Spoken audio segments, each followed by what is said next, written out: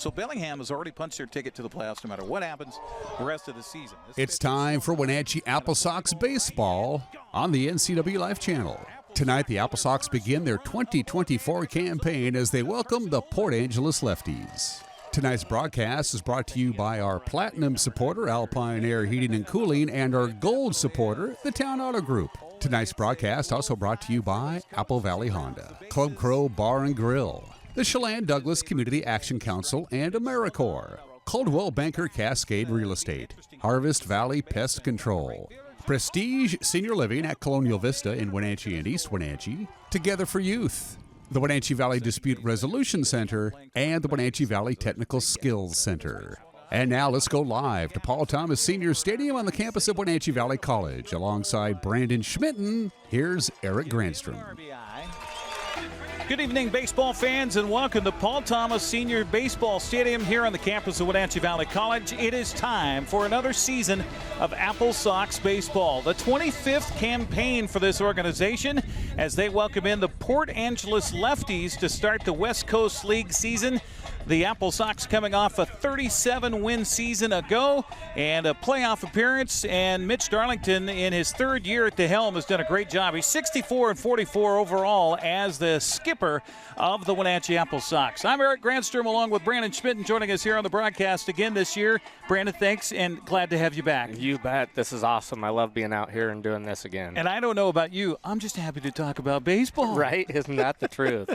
It has been, it seems, forever that we've been able to discuss a little AppleSox baseball, and we're ready for baseball. Yeah, there's no delay in it. They get going right away here with a 6:35 start time. In fact, we're going to be a little bit early here today. Port Angeles Lefties will start it off with their left fielder. It'll be Jeremy Giesig. He'll be followed by right fielder Aiden Arriaga, and then Roberto Nunez, the third baseman. That's the lineup, and they will face Blake Reese, who's coming off a fantastic campaign at Central Washington University. How's this for you? 1.56 earned run average for the left-hander. He's 6'1", 175 pounds, and he has the start here for the AppleSox in their baby blues to start the campaign.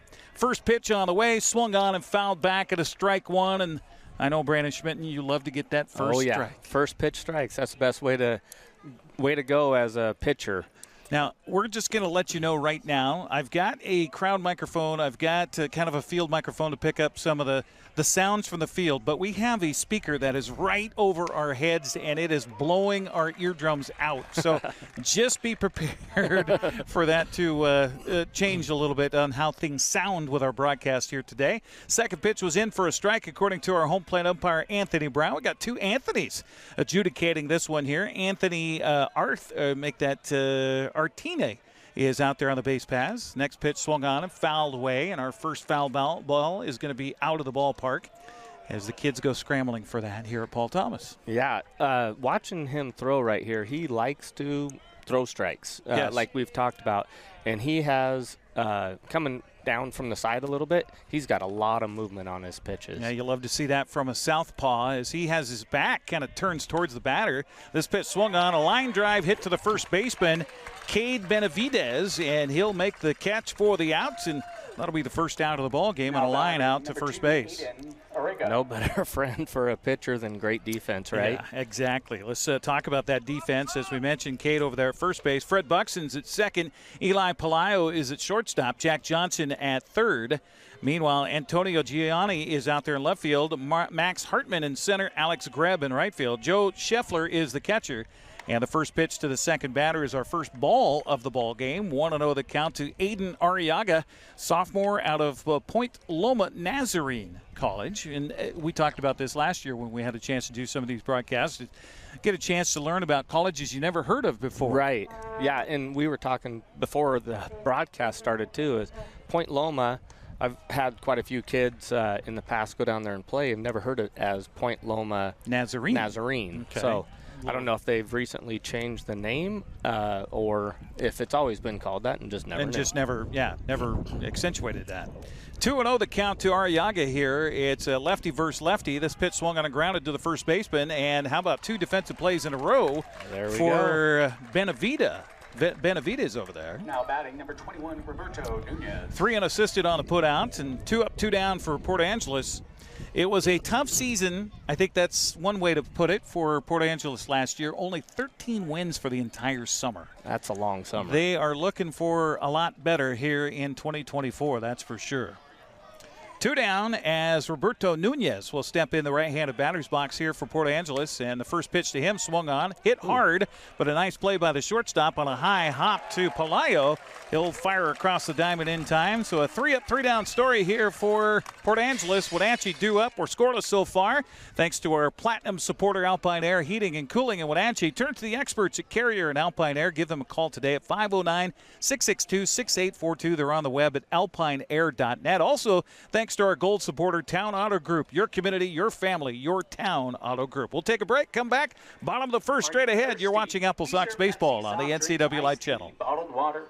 We have a large... Good Thursday evening and welcome to the NCWLIFE Evening News. NCWLIFE Channel is your local TV station. We're not affiliated with any of the network channels. We're a locally owned, locally managed television station who prides itself on being a reflection and a spotlight on the communities we call home here in North Central Washington. We need to thank our gold supporter, Town Auto Group. Your community, your family, your Town Auto Group. Thanks for watching the NCWLIFE Channel. So here we go to the bottom of the first inning. This will give us a little extra chance to talk about the AppleSox lineup as announced by Mitch Darlington as they start the let's see, this is the third earliest start in franchise history. They did so back in 2002 and 3. Early May. I think May 30th was the earliest start back in 2002. The AppleSox here at home tonight will start center fielder Max Hartman at the top of the order. He'll be followed by Fred Buxton, the second baseman. Cade Benavidez, who made a couple of nice plays at first base, is batting third. Batting cleanup, Antonio Gianni, who's out in left field out of Central Arizona. Eli Pelayo. He's Elijah, but they wrote him down as Eli, so I think he likes to go by Eli. Yeah. He is the shortstop batting fifth. Batting sixth, the DH is Masa Kawashima. Batting seventh, the right fielder Alex Greb. Batting eighth, third baseman Jack Johnson. And batting ninth will be the catcher Joe Scheffler. And we talked a little bit about this on the sports this week here at the NCWLIFE Channel with Mitch Darlington in reference to a lot of guys on 10-day contracts because you got a lot of your players that you've recruited that are still home. They're still at college, maybe. They're still in regionals, as far as the playoffs are concerned. 13, Max. Ooh, that's loud. There's that, that speaker right above our heads, folks. Yeah, you look at college like the University of Washington. They're on, what are they on, quarter system? So right. They're not going to be out until not finished with school yet. So got finals to take care of and things like that. Max Hartman will lead it off for the first pitch. Almost hit him. From Cole Acker, getting the start here for Port Angeles. And we're not getting a lot of information early, as also a lot of the teams in the West Coast League, including Port Angeles, as Hartman takes a strike here across the knees. Also, short-term players, short-term contracts, and by the time you get to the latter portion of the season, these teams are going to look a lot different. This pitch is fisted into the air, and that's going to be a fair ball down the left field line. Rounding first, heading for second. How about the first hit of 2024 for the AppleSox? A stand-up double for Max Hartman. Yeah, we'll take that one all day long, right? Now batting second baseman number 3. I was looking at Max there. His first two pitches, first one was ball, second one was a strike, and he was standing on the white line. Then he adjusted himself into the center of the box a little bit more on that. Wonder if that's his tactic, just to see pitches and that could be. Could be. See if the pitcher's going to try to come inside on him. Yeah. So a runner in scoring position for the AppleSox, and that brings up Fred Buxton, returner for the AppleSox. Pitch here is inside, and did it hit him or did it hit the bat? The umpire says it hit the bat, and it's a fair ball. And Buxton trying to say that it hit him in the hand. I think they're going to say that's an out. Discussion on this here by Coach.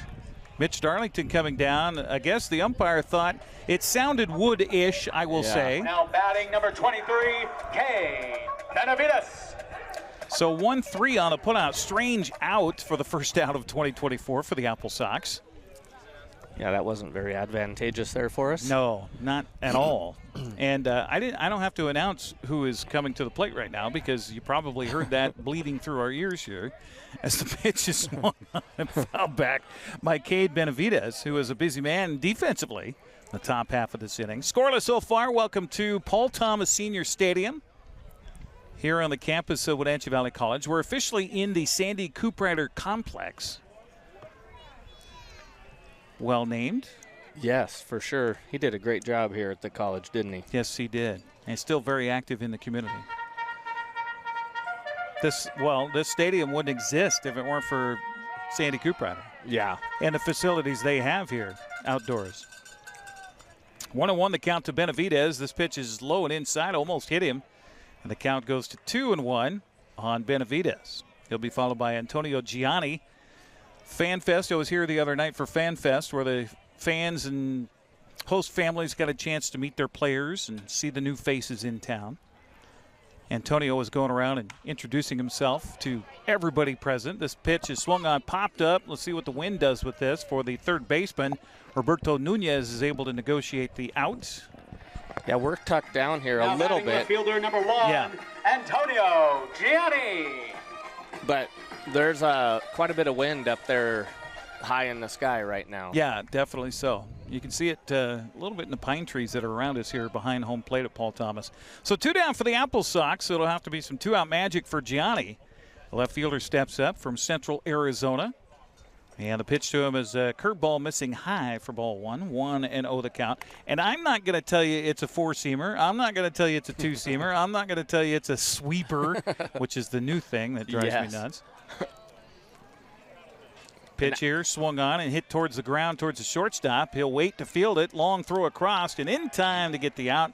The AppleSox are retired. They get a man aboard on a leadoff double. They leave him out there. We'll head to the top of the second inning. Scoreless so far. You're watching AppleSox baseball on the NCWLIFE Channel. Great value and premium amenities.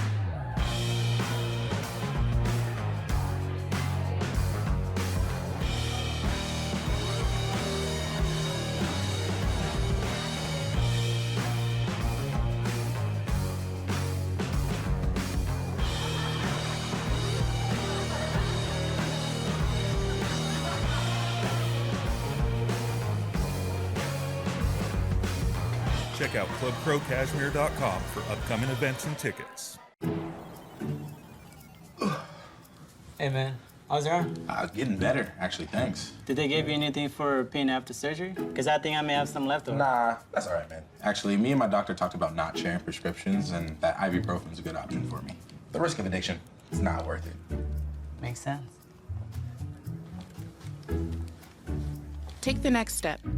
Don't share your prescriptions, and talk to your friends about the dangers of opioids. To the second inning we go here at Paul Thomas Senior Stadium. Brett Haggerty, Jack Clavino, and Kosai Suzuki. You're up here for the Lefties. Our broadcast here on the NCWLIFE Channel is brought to you in part by Alpine Air Heating and Cooling. Turn to the expert to Carrier and Alpine Air. Call them at 509-662-6842. Now batting number 29, Brett Haggerty.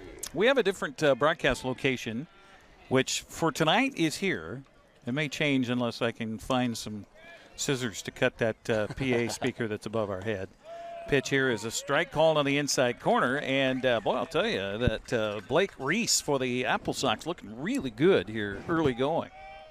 Yeah, he's filling up the strike zone right now. Let your defense play for you. 0-1 pitch on the way, swung on and fouled back, and quickly ahead of Brett Haggerty is Blake Reese. You know, you were talking about what do you call a pitch. I was doing a little research last night, and there's a pitcher named Estrada, and he came up with a new pitch now. It looks like a changeup. Okay. But he, at the time, he had struck out the last 13 batters that he faced with this pitch. Oh, okay. So it's very successall for him. Okay, so what's he call it? I don't know if it's appropriate for me to say okay. Yeah. Okay. All right. So it's a colorful name that he's given us. Swing and a miss here by Haggerty. First strikeout of the ball game is the first out here in the second for Blake Reese, and that'll bring up Jack Clavino, the catcher, sophomore out of Utah. Now, see, this is what I'm used to in seeing a catcher is a diminutive guy. Yes. Not these huge 6'3", 6'4" guys you got now, especially Major League Baseball. Oh, I know. And they're so athletic. They oh are. My gosh. Incredible. And speedy. Yeah. Clavino steps in. Reese gets his sign from his catcher, Joe Scheffler, and the first pitch swung on a fly ball, hit deep, but backing up with room out there is Antonio Gianni, and he'll make the catch for the out. Now batting number 23. You know, and that's something, too, Brandon, that we don't talk about probably nearly enough, is it doesn't matter if you're a 10-day contract player or you're, coming into Wenatchee for the first time. This is the first time you're seeing balls come off a bat here at Paul Thomas. First time you're adjusting for wind here and everything else. And then also underfoot, the undulations there could be in the outfield, that type of thing. Right. First pitch here misses outside for ball one to Kozai Suzuki. Yeah, it's definitely, this ballpark, looking behind us, we've got these evergreen trees, which makes it a little bit better for the kids in the outfield to see balls. I've never played in the Midwest, but I couldn't imagine having no backdrop like in the Midwest. Yeah, that would be strange. This pitch is across the knees for a strike, and the count even to Suzuki at 1-1.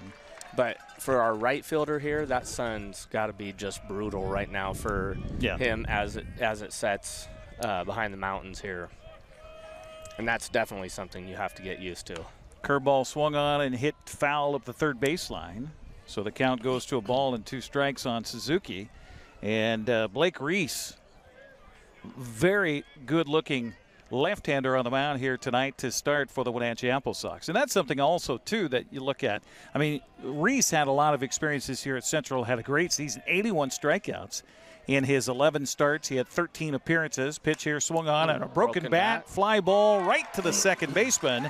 And Fred Buxton handles that one, and that will retire the side. We'll talk more about my point coming up as we head to the bottom of the second. Scoreless so far. You're watching AppleSox Baseball on the NCWLIFE Channel. Caught in a conflict? Family? Workplace? Neighbor? Business? Housing disputes? Wenatchee Valley Dispute Resolution Center provides mediation services, a cost-effective and efficient way to provide a written resolution to disputes and issues. Plus, we offer mediation training and community education on conflict resolution and communication skills. Contact us to learn more. NCWLIFE Channel is your local TV station. We believe in being the spotlight and mirror to the communities we serve in North Central Washington. Programming on NCWLIFE would not be possible without our sponsors. Special thanks to our platinum sponsor, Alpine Air. Turn to the experts at Carrier and Alpine Air. Let's go AppleSox. Scoreless ball game as we head to the bottom of the second. Eli Palaio, Masa Kawashima, and Alex Greb due up for the AppleSox as they got a base runner on in their first inning with a leadoff double by Max Hartman. Soft serve down the left field line, but then he was left stranded out there at second base as Cole Acker did a good job of settling in. First pitch here, curveball misses outside for ball one. 1-0 the count. To our broadcast on the NCWLIFE Channel, brought to you in part by Apple Valley Honda. The 1-0 pitch swung on, fisted in the air. That's going to drop down for a base hit down the right field line. Will he look at 2? He will not, as the right fielder comes up with the ball. So a leadoff single for the AppleSox in business here in the second. Test drive a new Honda today at Apple Valley Honda in East Wenatchee. Committed to preserving the environment, not only with fuel-efficient vehicles, but also other eco-friendly actions and alternatives. That's at Apple Valley Honda. Along with Brandon Schmitten, Eric Granstrom with you, as Kawashima steps in from the left-handed batter's box. Got to remember, too, we just saw a broken bat here in the top half of this inning. This pitch is a high strike called, 1-0 the count. These guys are used to swinging aluminum. They're used to swinging something other than what they've got in their hands right now. So that's an adjustment as well. It definitely is. Runner for first goes. The pitch is inside to throw down to second base. Not in time. Good backup by the second baseman out there, Suzuki, on a low throw from Clavino, and a stolen base for Palaio. You know, that being said, all kids that are playing in the NWAC, they use wooden bats nowadays. Right. Yeah, but the four-year colleges use aluminum bats. D1 schools, it's. Ooh, he had a good jump right there, didn't he? Pitch here swung on and missed by Kawashima. And that's I thought that was a 2-0 pitch. That was an 0-2 pitch. Okay, they called that ball a strike that went down on the throw down to second base. So swing and a miss for Kawashima. So one out here for the AppleSox brings up right fielder Alex Greb out of Wenatchee Valley College. So here's one guy that's used to this ballpark. Yeah. And used to the wood bat, like you just talked about. This pitch is a high strike. Well, he's pretty consistent, is Anthony Brown on that call behind home plate. I think I've seen Mr. Brown at the state tournament a couple of times, the home plate umpire here today. He looks pretty proficient in what he's doing. Pitch here swung on, popped up in the infield, and second baseman Kozai Suzuki calling for it. He'll make the catch for the out. Now, I'm speaking as a announcer there when I say he looks proficient at what he's doing. If I was a coach, I'd probably be arguing. Yeah, right. Depends on if the call is favoring you or not. Right? Exactly. Jack Johnson now steps up. We got to find out somehow this season if Jack Johnson also plays the guitar. Yeah. I mean, it's obvious, right? He has a pet monkey. 2 outs for the AppleSox, and the pitch swung on and lifted foul and out of play, and that's going to get beyond our van down the third base or the first baseline. You know what? I just realized I forgot to move my truck. Ooh, that's not a good spot. That's either. not a good spot either. I may be taking over the. I already have a. I already have a cracked windshield, so I guess I shouldn't say that out loud, should I? 0-1 pitch is inside for ball one. 1-1 to count to Jack Johnson. I totally we got busy setting up and making sure our equipment works and everything, and so there's my truck right there. Yeah.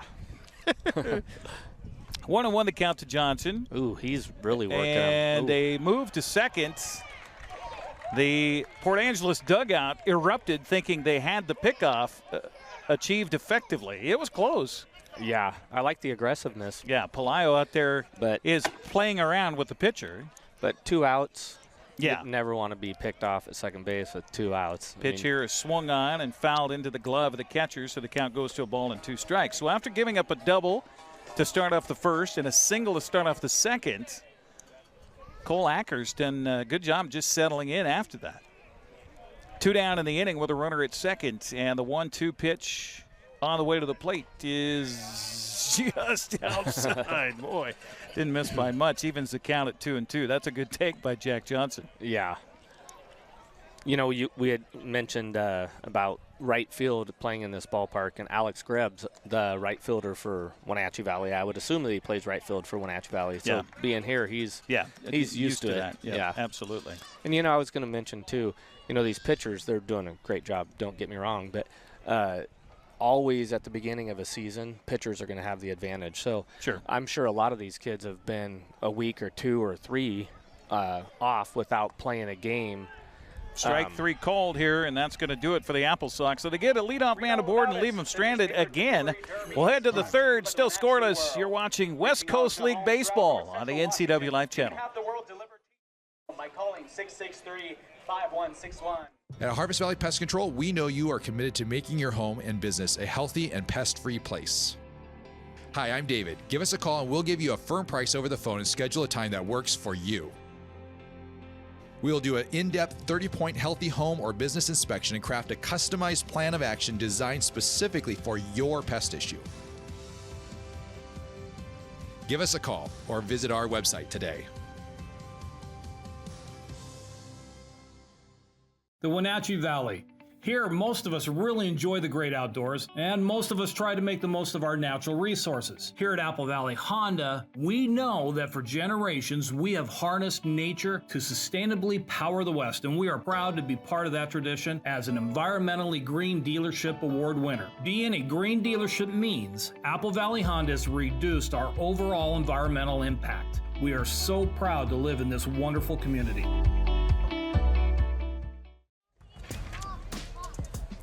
And welcome back once again here to Paul Thomas Senior Stadium on the campus of Wenatchee Valley College, along with Brandon Schmitten number at Granstrom as we head to the third inning of play.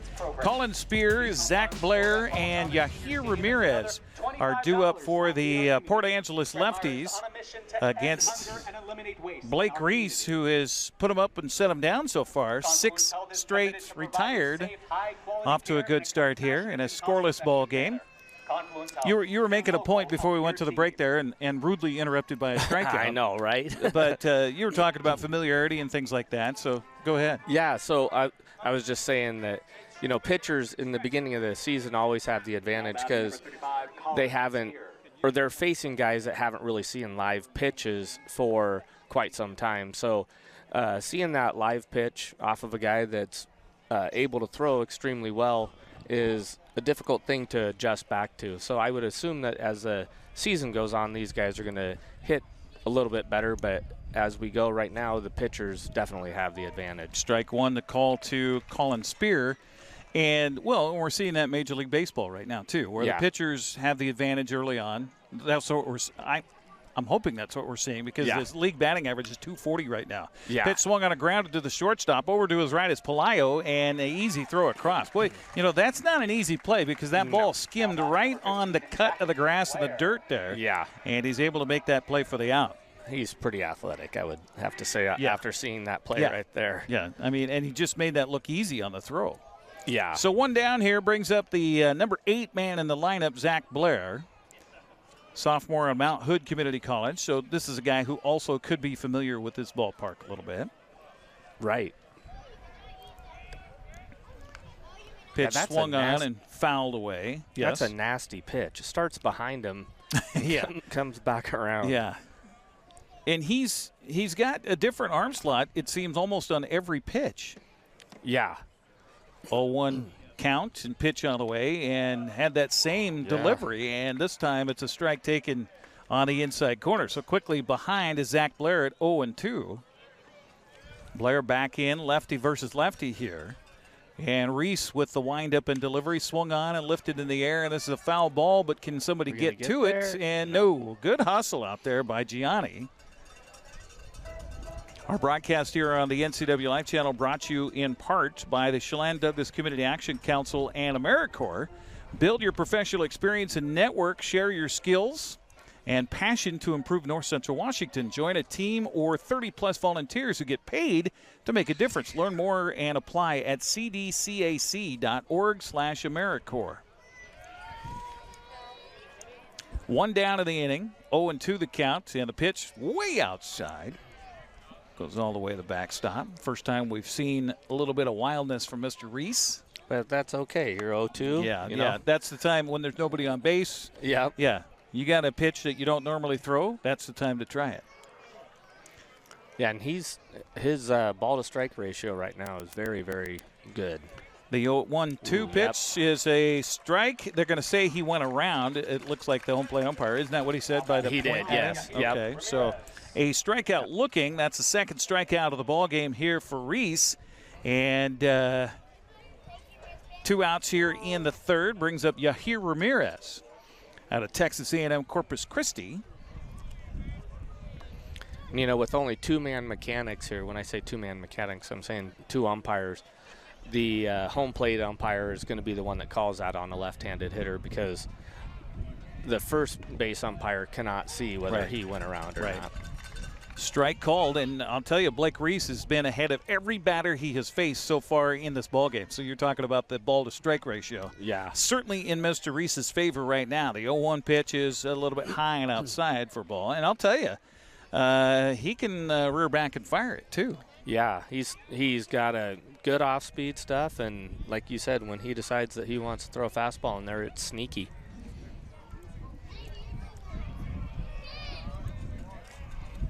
Pitch here swung on a chop foul up the third base side. Good effort by the coach there on that foul ball. He didn't even move. Not an Didn't even offer He still a hasn't flinch. He's just stone-faced out there. 1-2 the count to Ramirez. As Blake Reese looks in, shakes off a couple of signs here from Joe Scheffler. And a pitch on the way.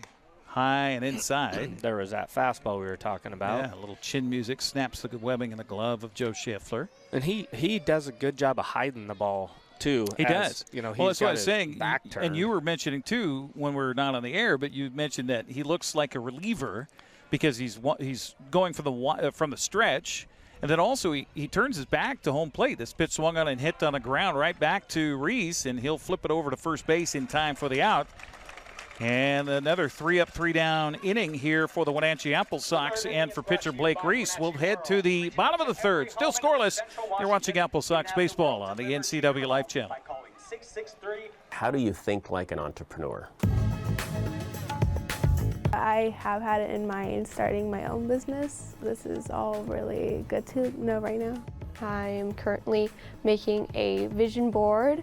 I am talking about my well-being, my personal finances, and habits that I would like to work on and to improve myself to be a better entrepreneur.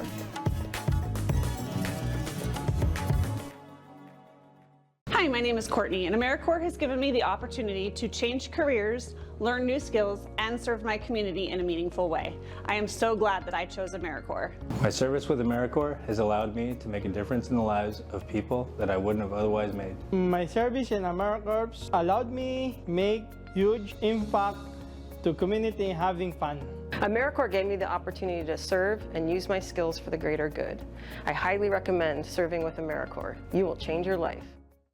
Well, I'm going to go ahead and assume that we're back on the broadcast here on the NCWLIFE Channel as we head to the bottom of the third. It'll be 9-1-2 due up for Wenatchee. Joe Scheffler, Max Hartman, and Fred Buxton. Joe Scheffler's first chance to see the arm of Cole Acker out there on the mound, and the right-hander's first pitch on the way is swung on a chop towards the second baseman. Ooh. And he'll take a wild hop and field it, and nice play there by Suzuki. Yeah, that thing took a nasty hop on him. So for the first time of the game, the AppleSox do not get the leadoff man aboard. As we'll head to back to the top of the order for Max Hartman. He started the game off with a little looper down the left field line. It dropped in for a double stand-up for Hartman. So you love to say I'm batting 1,000. Right. Right? Right. And you see, as I mentioned before, look where he's standing on that. He's got both toes on that white line. We'll see if he adjusts back here. First pitch was a called strike by our home plate umpire, Anthony Brown. He does back up a little bit on this pitch. Pitch on the way, swung on and fouled back. And the count is 0-2 on Max Hartman, a junior out of Washington State. Good to have a Cougar in the house. Yeah, go Cougs. I know I asked you this last year. Where'd you go to school? I went to Yakima Valley. Okay, that's right. You were just talking about that before the game tonight. Yeah. Pitch here, misses for a ball. Played baseball down there, and then I went to Washington State. Okay. Did my got your education, all your stuff teaching down stuff there. taken care of. Yep. 1-2 pitch, swung on and fouled away. Good job by Hartman to fist that one off and stay alive in the box. One out for the AppleSox. Couple of hits is all for Wenatchee in this game so far as we're in the bottom of the third. 1-2 the count. And the pitch on the way again is high and inside. Good take. That's a tough take, but he took it, and ball two.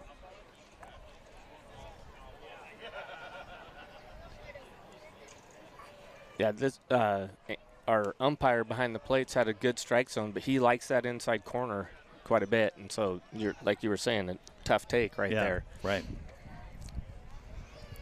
And this is what you love too, is a guy who can get a lot of pitches out of the pitcher, so everybody over in the dugout for the AppleSox get a chance to see what he's doing.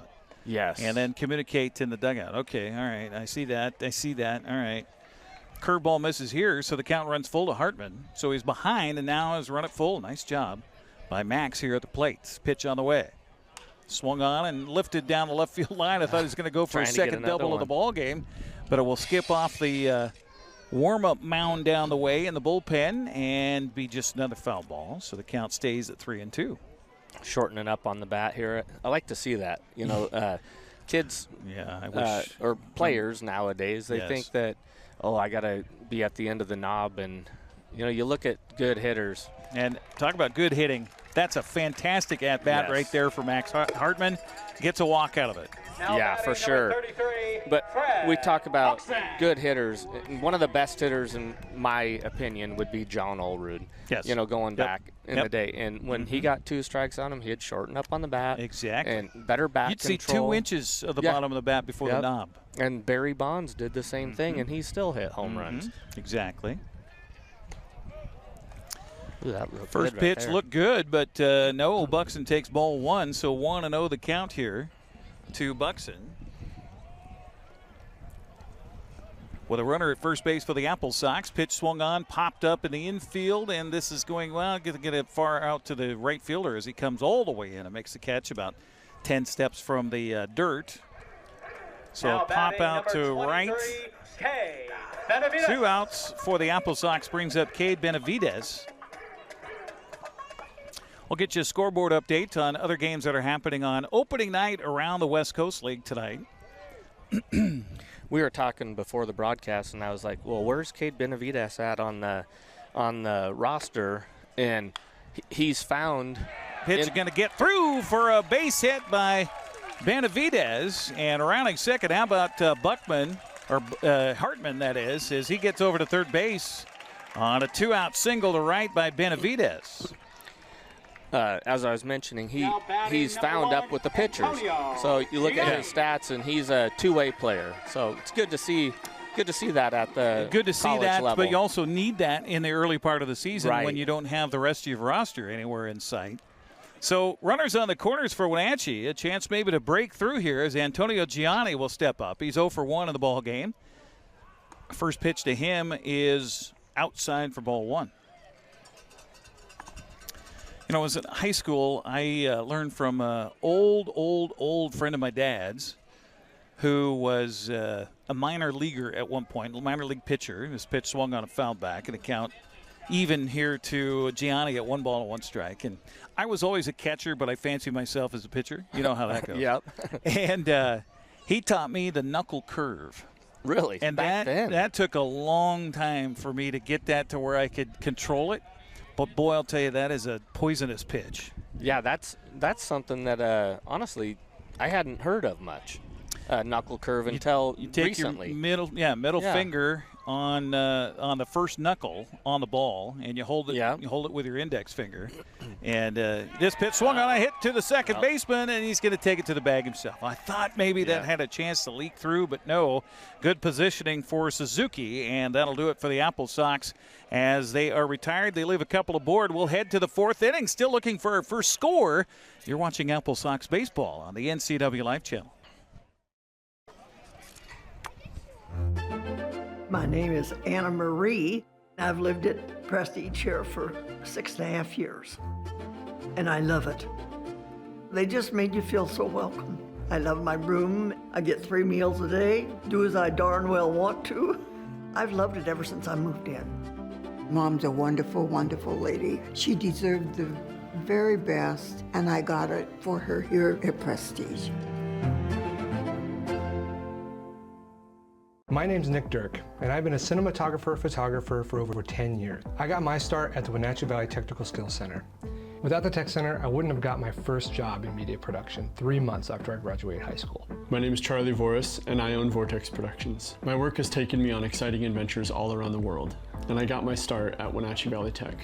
Hey, my name is Ole Mingo, and I'm the Executive Director at Heirloom Creatives in Wenatchee. I am so thankful for Wenatchee Valley Tech to be able to have my dream career. Well, it'll be the top of the order here for Port Angeles to face Blake Reese, who has been money so far. A couple of strikeouts in the early going. Jeremy Giesig, Aiden Arriaga, and Roberto Nunez do up here for Port Angeles, along with Brandon Schmitten. Eric Granstrom with you here on the NCWLIFE Channel. Let's get you up to date on what else is happening tonight around the West Coast League. A lot of zeros on the board so far. In fact, the only game that has a score is Edmonton at Bellingham up at Joe Martin Field. First pitch here of the 4th is, guess what? A strike and a ground ball to the shortstop. And right there for the play is Pelayo. Makes it look easy over there, doesn't no he? kidding. And honestly, the way these guys are handling this infield, because it can be a challenge here at times. They look like they've played together all season long. So 1 down here for Port Angeles. And Aiden Arriaga steps up. That score, by the way, Edmonton leading Bellingham 1-0. That one is in the bottom of the second. Nanaimo at Kelowna scoreless in the third. Bottom of the second in Bend, the Elks and Walla Walla scoreless. Victoria at Kamloops tonight, bottom of the second, that one scoreless. Corvallis and Cowlitz, top of the third, and a scoreless game there as well. Now, did Neggs make it down there? He did, as a matter of fact. What a cool deal he did. The opening day run, and that was the only unfortunate thing, is that I was hoping he could make that so that he would run into the home field for Corvallis in time for opening day. But Corvallis on the road this year, so that didn't work out quite right. But we had a good send-off for him here at Paul Thomas when it all began on May 1st here on the NCWLIFE Channel. And then, of course, followed him all the way on his 419-mile run that he did over 28 days between Wenatchee and Corvallis, all to raise awareness for mental health and to raise funds for a couple of organizations that really help out, especially youngsters.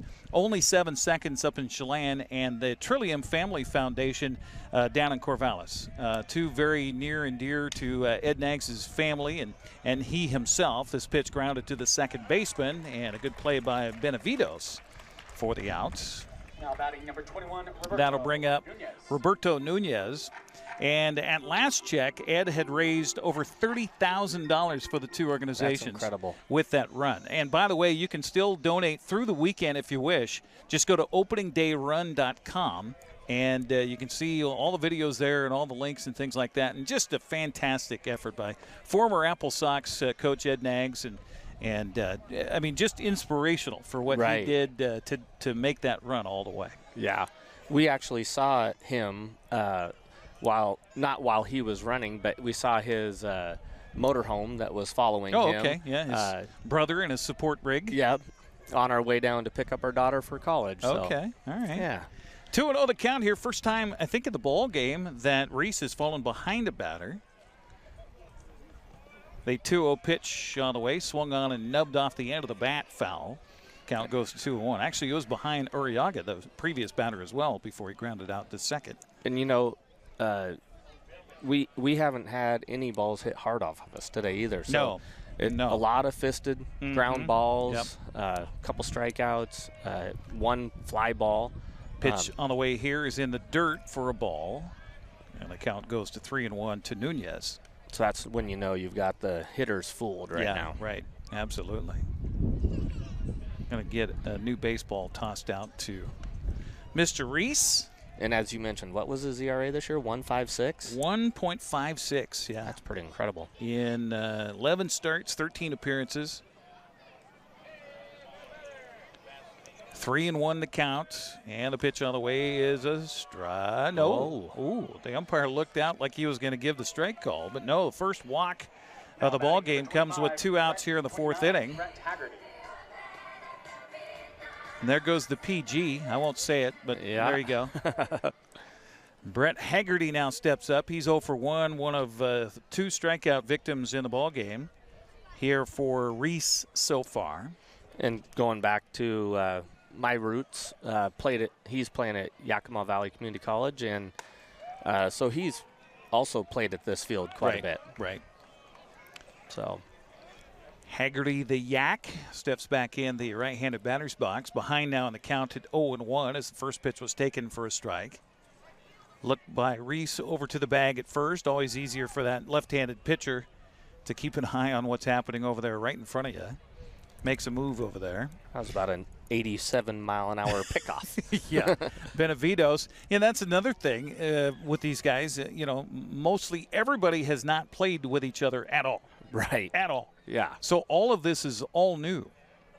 Pitch on the way to the plate is missing outside and high for a ball. 1-1 the count. Now, the way that he positions himself on the mound here, it's awful hard to actually come with the pickoff move without balking. Right. Because he's got that closed stance. Yeah.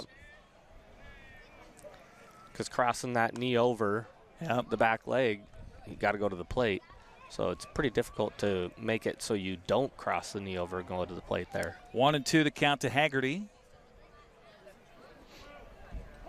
Reese trying to coax the final out here of the inning and keep Port Angeles off the scoreboard. 2 outs, 1 aboard.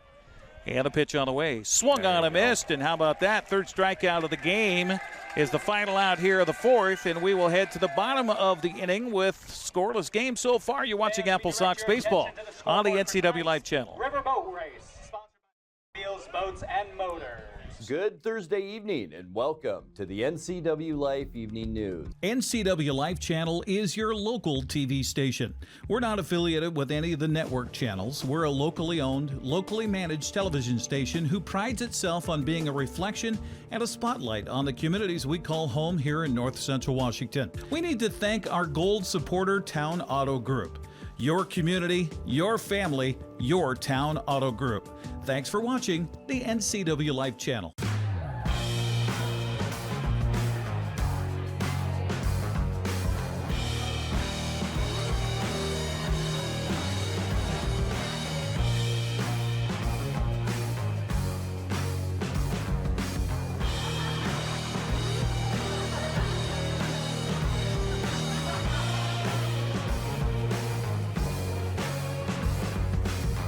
Check out ClubCrowCashmere.com for upcoming events and tickets. Eli Palaio, Masa Kawashima, and Alex Greb due up here for the AppleSox, and they're part of the fourth in a scoreless game. Thanks for joining us here on the NCWLIFE Channel. One of our 6 broadcasts scheduled for the summer. Of course, they get if the AppleSox get in the postseason, we'll try to grab some of those and put them on the broadcast as well.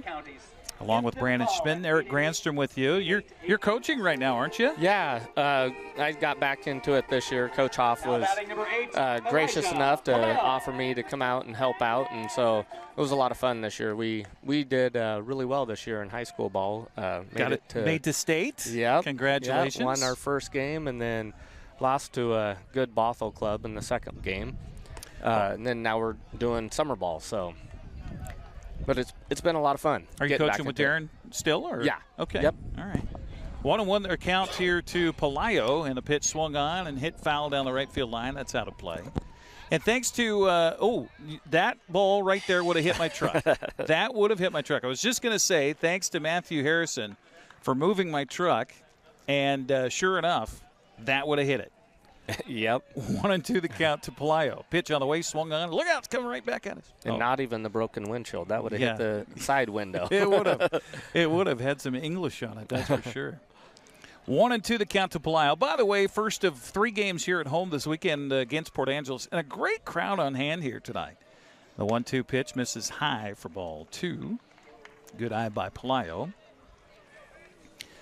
Scoreless game so far, 3 hits for Wenatchee, and the pitch to Palaio swung on and hit on a hop right to the shortstop down to Inigo Suzuki, and he'll throw in time for the out.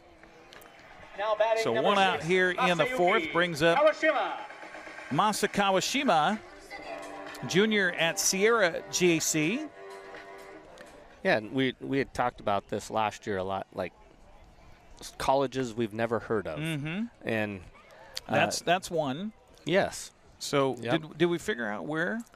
No, and I think it's a is it a junior college or is it a I think it's Sierra College, which Right. Which anymore, to even call Wenatchee Valley College a junior college is kind of a misnomer because you can get your 4-year or your degree here in Wenatchee Valley. Yeah. Pitch swung on and hit in the air to center field, and Zach Blair is going to center into that one to make the catch for the out. And, it depends on where you go in the country, too, because we don't truly have junior colleges here. Right. I don't know what the difference between a junior college and a community college is, but they call them junior colleges back in the Midwest. And so Sierra College is in Rockland, California. Okay. Which that's geographically is challenging me because I don't know where Rockland is. This pitch swung on and hit slowly past the second base bag, and that's going to be an infield single for Alex Greb. Good effort by the second baseman there. Yeah, he's flashed a little leather tonight in this game. Suzuki has. 7, Jack Johnson. And you got to remember that, too, for these guys, for all these teams, if they're on a 10-day contract or whatever, I mean, they're just trying to impress. It doesn't matter if you're on the road or at home. You're trying to impress to stick with the club for the summer. And Easton Amundsen had an amazing story last summer for the AppleSox. Came in on a 10-day contract and ends up to be a all-league performer for the AppleSox. Yeah. First pitch is a strike to Jack Johnson, who is 0 for 1 with a strikeout, and he's behind in the count quickly here, 0-2. Jack struck out looking back in the second. Well, and coaches talk too. So yeah, this is true. This is true. You know, not just amongst this league, but to other colleges. And pitch to Johnson, swung on and hit off the end of the bat into the net on the first base side. Oh, they called a balk. Yeah. Okay. So down to second goes Alex Greb. No pitch to the plate. I didn't see what he did there. I would assume that he didn't pause. Must be. Yeah. Must be. Now, was that called by the base umpire or by the home Yes, it plate? was. Okay. Yeah. That's Anthony Artini out there. This pitch swung on and hit in the air. It's going to slice foul. I don't know if the first baseman's going to make a play or not. He is out of play. Looks like he got the glove on it, but was out of play when he did so. There's a line, and we can't really see. I don't know if we can see it on camera or not, that stretches beyond the dugouts. Yeah, we can see it down. We personally can see it down the left field line, just to the left of the bullpen mounds there. So the bullpen appears to be in play here. In play, right. Yeah. Which makes it interesting if you're a left fielder and you're shading towards the line over there. Right. 0-2 to Johnson. Pitch on the way is missing outside. Good take there. That was close. Count goes to a ball and 2 strikes. That's how most fields used to be, and now you look at them and they're trying to go away from that, obviously for a safety standpoint. Sure. For both the people in the field and the pitchers and catchers getting warming loose. up, right. Yeah. Pitch here misses just outside for ball 2. Well, and you'd think also, is there a secrecy thing there too? You know, like if they're throwing, you can obviously peer down there. But yeah, if you're, and go, oh, they're warming that guy up. Yeah. Yeah. But if you're behind closed doors, you can't really see the pitcher. This is true. 2-2 the count to Johnson with 2 outs and a runner at second base. Pitch on the way, swung on a hit slowly towards the third baseman. In on the ball is Nunez. The throw across the diamond is almost pulled him off. Almost pulled off. And by the way, he was throwing right into the first baseman, looking back into the sunshine here at Paul Thomas. But they do make the play, and that'll do it for Wenatchee. So they leave another runner aboard. We'll head to the 5th inning of play. Scoreless game so far. You're watching West Coast League Baseball on the NCWLIFE Channel. Good Thursday evening and welcome to the NCWLIFE Evening News. NCWLIFE Channel is your local TV station. We're not affiliated with any of the network channels. We're a locally owned, locally managed television station who prides itself on being a reflection and a spotlight on the communities we call home here in North Central Washington. We need to thank our gold supporter, Town Auto Group. Your community, your family, your Town Auto Group. Thanks for watching the NCWLIFE Channel.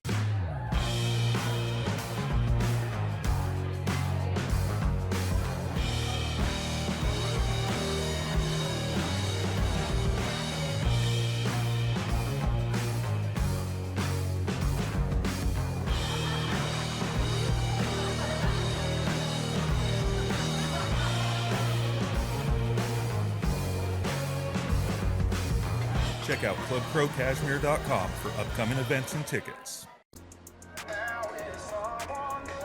Scoreless game so far as we head to the 5th inning of play. Jack Clavino, Kozai Suzuki, and Colin Spear due up for the Port Angeles Lefties, facing Blake Reese and the Wenatchee AppleSox. Wenatchee with 4 hits so far. By the way, if you want to come out to the ballpark, I was talking about what a great crowd this is tonight for opening night. They'll be back here again tomorrow at 6:35 and then at 5:35 on Sunday. So come on out and cheer on the home team. Wenatchee AppleSox, you want to follow along and see what's happening with the AppleSox or see their schedule. You want to buy some tickets later in the season. Head to applesox.com. That's AppleSox, by the way. We'll get you up to date on some other scores here. Walla Walla in front of Bend 1-0. Victoria on top of Kamloops 1-0. Corvallis, wow. Bottom of the 3rd, lead at Cowlitz 5-0 in the early going. Edmonton still on top of Bellingham 1-0. The rest of the games are scoreless. Yakima Valley leading at home tonight over Springfield 2-0. Where's Springfield from?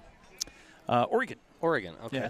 That's a new team in the league? No, they were added, I think, 2 seasons ago. Okay. But then when they were added, of course, then we had COVID. This is going to be a tough run and catch. And how about Gianni out there with the wheels flashing the glove? Great play right there. Now batting number 23. And obviously good communication there because you saw our center fielder there kind of slow himself down to give the guy room. Yep. Right-handed bat, that ball's typically going to have a little bit of a slice towards the left fielder. Yeah. On that play. So probably saying, you got it, it's you. This pitch is above, and did it hit the helmet of the batter? It did. I thought maybe it hit the bat, but no, they're going to say it hit the helmet of Kozai Suzuki. So he's aboard a hit batsman, only the second base runner of the game here for Port Angeles. Looks like he's none the worse for wear, other than wiping a little bit of Paul Thomas Stadium dust off of his uniform. Colin Spears steps up. He's 0 for 1. He grounded out to short back in the third. See if we can't get another ground ball here and turn a double play. Yeah, that'd be nice. It'd be the first one of the season if the Sox could do so. Defense a double play depth. Pitch on the way by Reese is a little inside for a ball. 1-0 the count. As I mentioned, first of our 6 broadcasts of AppleSox baseball here on the NCWLIFE Channel. We'll be back again on June 12th with Bellingham in town. Pitch here is a little outside for ball 2. You know, we've talked about how the game has changed, and if you paid attention to the catcher there, how he received that, you see his hand moving significantly as he's receiving the ball.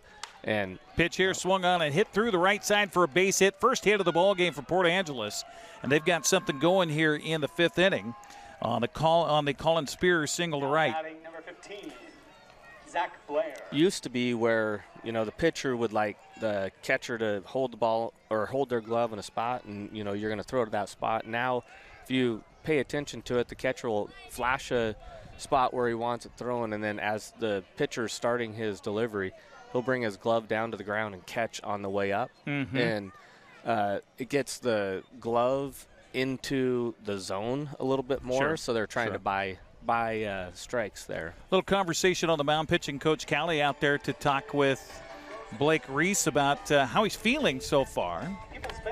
You know, we do have live whether you're new to the area or just haven't thought of People's Bank as a full-service bank. Access to this game. Let me see if I can see how many pitches he has so far. Member FDIC. And it looks like the point streak live for this game is not working quite right. So I can't tell you how many pitches he has. He's been efficient. Finally, he fell behind a couple of batters the last 2 innings. And, you know, we had mentioned about how he I had mentioned how he looks to be a reliever, but he played here at YVC this last year, and he started 11 games. So I would say that he's obviously more of a starter than he is a reliever, but just chooses to go from the stretch. Yeah, and some guys are just comfortable about how that feels. Right. It's less movement, so you have less spot to screw up. Zach Blair takes strike 1 across the knees. And the 0-1 pitch, lefty versus lefty, called strike 2. Wow. See, I think he just bought that one there by his glove movement. He did. 2 on, 1 out here for Port Angeles. First threat of the ball game for the lefties. And the pitch swung on a fly ball to right field and a long run, and a nice job tracking that one down by Alex Greb. The runner from second will tag and move to third on the play as Suzuki moves down there on the fly out to right for the second out. And bottom of the order due up shortstop Yahir Ramirez. Now batting number 5, Yahir Ramirez. That ball was coming from behind him, and he was still able to keep his hands inside that ball and hit that ball really well right there. Good piece of hitting by Blair. So runners on the corners with 2 outs now. Infield will just take the easy play at second or first, wherever it goes. Ramirez is 0 for 1. He grounded back to the mound in his last plate appearance. This is fisted. It's going to be caught by the first baseman backing up Benavidez over there. And that'll be it. So Port Angeles with a threat, but they leave a couple aboard. We'll head to the bottom of the 5th inning. It is a scoreless ball game. You're watching AppleSox baseball on the NCWLIFE Channel.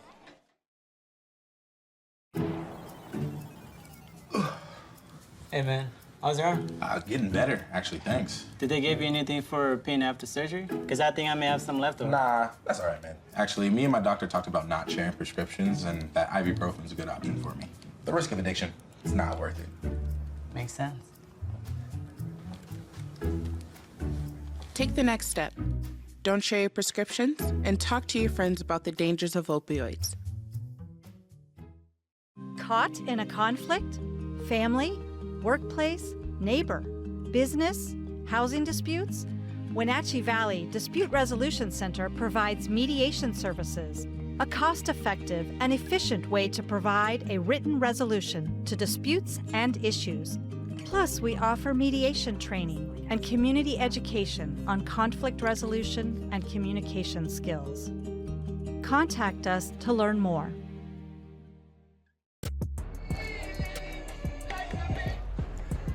Our broadcast of AppleSox Baseball tonight brought to you in part by Club Crow Bar and Grill, home of the Blues, Brews, and Barbecue. Poker every Monday and Wednesday nights. Check out their website, clubcrowcashmere.com, for upcoming events. Bottom of the order due up for the AppleSox, and number 9 hitter, catcher Joe Scheffler. Joe is 0 for 1 with a ground out to second, and the first pitch to him way outside for a ball. He'll be followed by Max Hartman and Fred Buxton. AppleSox have had some runners on the base paths. They've left, 5 on the pass here tonight. Yeah. Fastball here is a strike. Tough to win ball games when you're leaving that many runners on base. Yeah, Sox have had runners in scoring position a couple of times. Pitch here, swung on a chop back over the mound. It's going to go scooting into center field for a base hit. So Wenatchee, for the, third time, has the leadoff man aboard on a hit. It's their 5th hit of the ball game. And that'll be back to the top of the order for Max Hartman, who's 1 for 1 with a double and a walk. He had a fantastic plate appearance in his last at-bat in the 3rd as he fell behind 0-2 and was able to work a walk. And what do we have here? Is that a ball from? I don't think. They do have a pitch right? timer. Yes. Yeah, we had talked about that last year. You see him hitting. Yeah, they did call a strike. So they called a strike because the batter wasn't in the batter's box in time to face the pitcher, and so they called that first one a strike because of the timing situation. 1-1 pitch here is a strike called. Count goes to 1-2. And Coach Darlington coming down and asking for clarification here from the home plate umpire, who does not bother to even look at him. Yeah. 1-2 to count. And the pitch to Hartman, swung on and hit on the ground. That's going to get into left field for a base hit. Beautiful job going the other way. Rounding second, heading for third. And into second base with his second double of the ball game is Max Hartman. You know, that was just great hustle out of the box right there.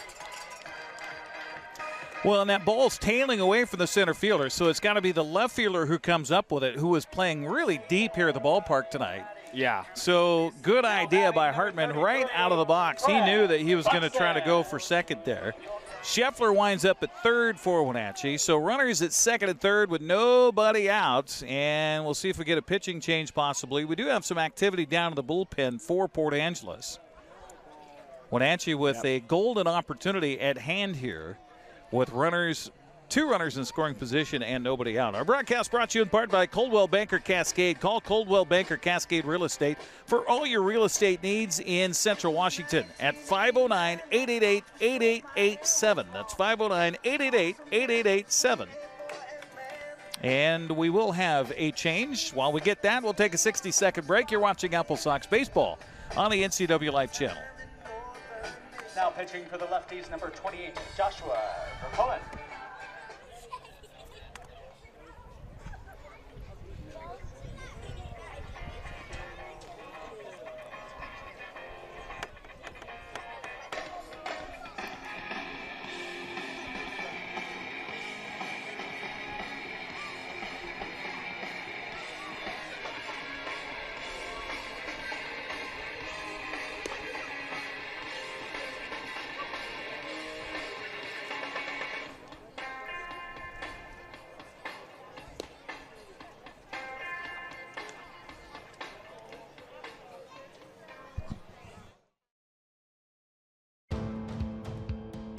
NCWLIFE Channel is your local TV station. We believe in being the spotlight and mirror to the community. At Harvest Valley Pest Control, we know you are committed to making your home and business a healthy and pest-free place. Hi, I'm David. Give us a call and we'll give you a firm price over the phone and schedule a time that works for you. We will do an in-depth 30-point healthy home or business inspection and craft a customized plan of action designed specifically for your pest issue. Give us a call or visit our website today.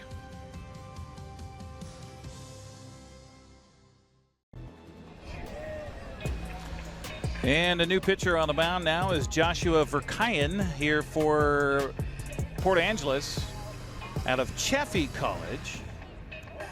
Sophomores from Glendale, California. Right-hander takes over here. Stiff. What's that? He throws the ball pretty stiff here. Quite a change from their last pitcher. So 4+ innings here for Acker, but responsible for the 2 that are on the base paths right now. As Wenatchee has a golden opportunity, and Fred Buxton will try to make a difference here. He's 0 for 2 in the game, so he's due. Infield in on the corners. And Mitch Darlington, he likes to put the ball in play. Now, it is early. He just got these guys into town 2 days ago, so I don't think he's going to pull off squeeze here. Squeeze at this juncture. But the corners are ready for it. Out of the infield here. 1-0 pitch misses outside for ball 2.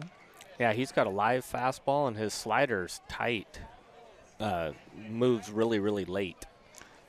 Last name spelled Verkuilen, so I'm guessing that's Verkayan. This pitch also misses, so he is a pitch away from loading the bases up here for the AppleSox, and Cade Benavidez on deck. Tough spot for Verkayan. Right-hander's pitch is right down the middle this time for a called strike. Definite, and just Buxton straight taking take the there, whole yeah. way. Yep. Yep. Make him throw a strike. He's just coming out of the bullpen.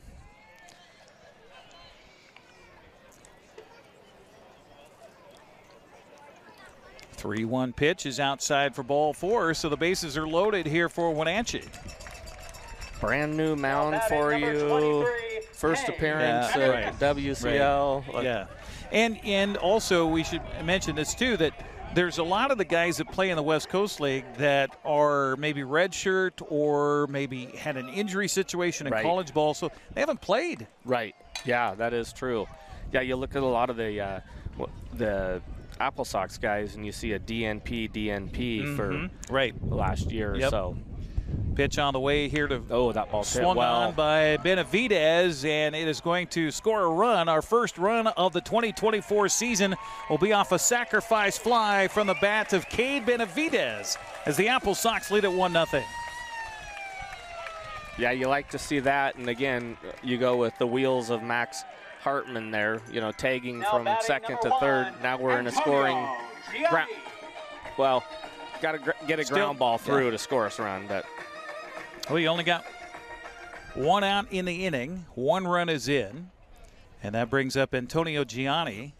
Made a great play defensively in this game and looking to do something offensively right now for Wenatchee. Pitch on the way to him is off-speed pitch called strike. 0-1. Gianni 0 for 2 in the ball game. He grounded out to short in the first. Hit into a fielder's choice to the second baseman in the third to end the inning. Runners on the corners for Wenatchee. Pitch swung on and lifted in the air. This could be trouble, and it is going to be caught by the second baseman. No chance to tag. Great play by Suzuki. Several defensive gems by that man right there here in this ball game. Yeah, he's doing a really good job there.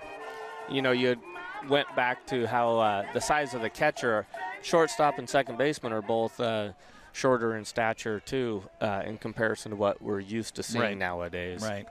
So 2 down for Wenatchee. Eli Pelayo is standing up here. They toss over to the bag at first as Pelayo was just barely getting into the batter's box.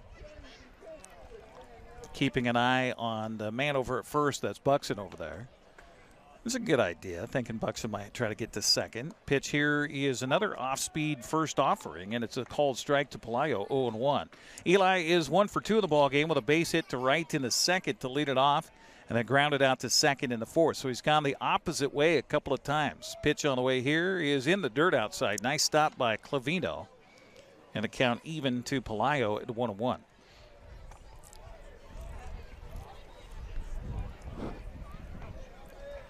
Two on for Wenatchee. 1 run is in.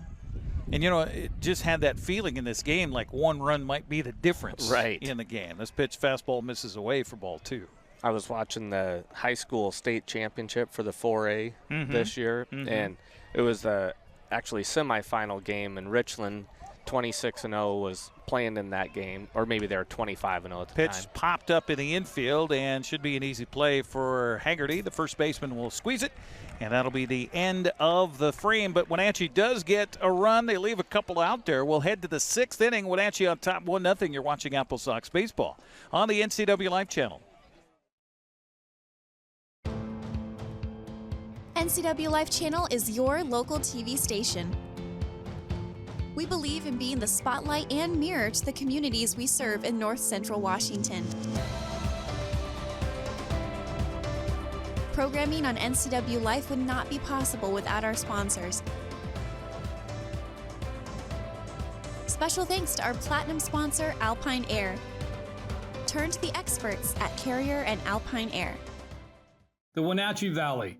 Here, most of us really enjoy the great outdoors, and most of us try to make the most of our natural resources. Here at Apple Valley Honda, we know that for generations, we have harnessed nature to sustainably power the West, and we are proud to be part of that tradition as an environmentally green dealership award winner. Being a green dealership means Apple Valley Honda has reduced our overall environmental impact. We are so proud to live in this wonderful community.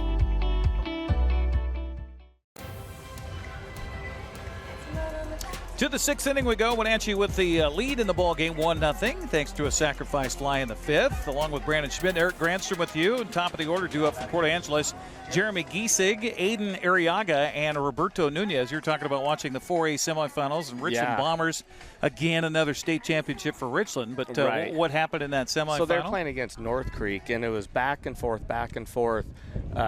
When I say back and forth, Richland would get runners on, but couldn't score them.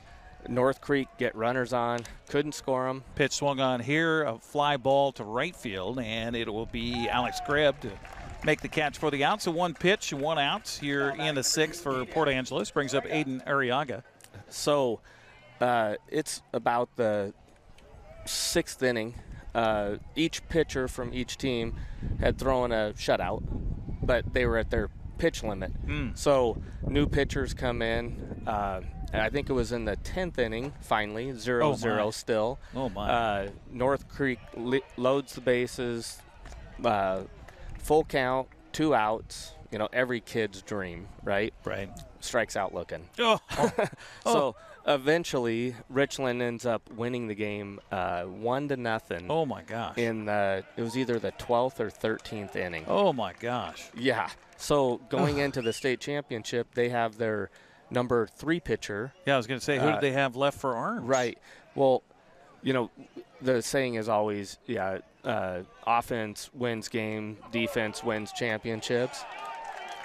Richland was exactly that right there. Strikeout looking here for Arriaga. Beautiful pitching, by the way. Blake Reese has kind of settled down for a couple of innings where he fell behind some batters. That'll bring up Roberto Nunez with 2 outs. Go ahead. So they go to their number 3 guy, and then eventually their 4 guy and 5 guy in the state championship game, and end up winning the state championship game 4-3. My goodness. At least 5 pitchers throwing in the 2 games that they played there. That is incredible. I was doing some research on them earlier, and they had played 21 games at one time. They were 21-0 and given up 21 runs with 14 shutouts. Oh, my gosh. Well, that showed itself in the state semifinal and the final to be able to have that many guys that can throw in. Not just throw, but throw strikes. I mean, and you got to, obviously defense plays a hand in it and everything else. 0-1 the count here to Nunez. What a story. Just incredible. That is amazing. And Richland, for them, state championship number, 15? Gosh, they've had a lot. I mean, there's no room in the trophy case anymore. They have to expand on it. They're pretty incredible program. 1-1 to count to Nunez here.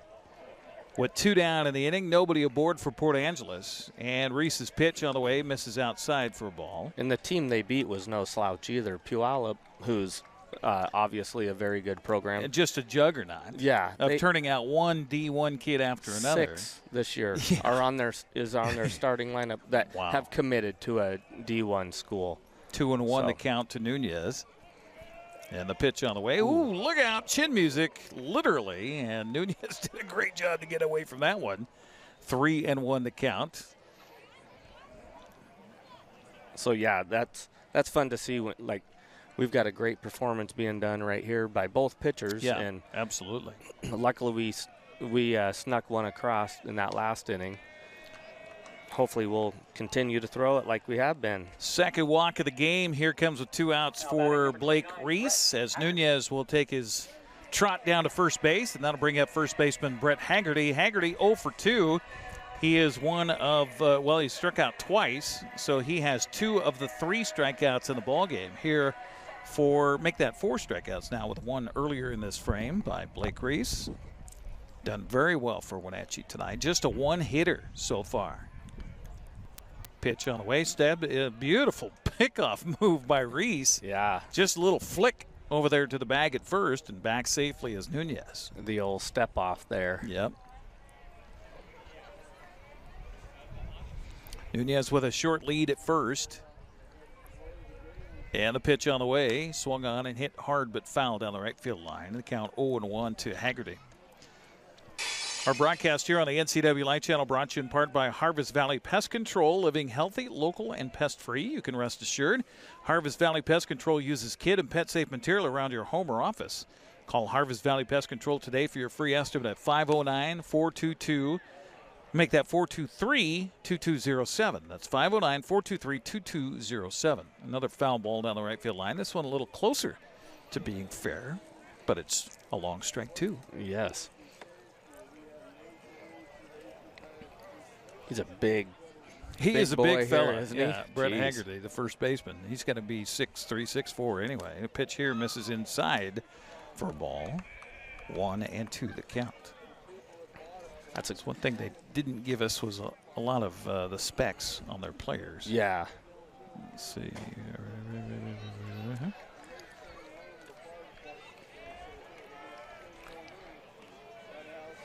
Pitch on the way to the plate. Good Swung on and missed. pitch. And how about 3 strikeouts for Haggerty?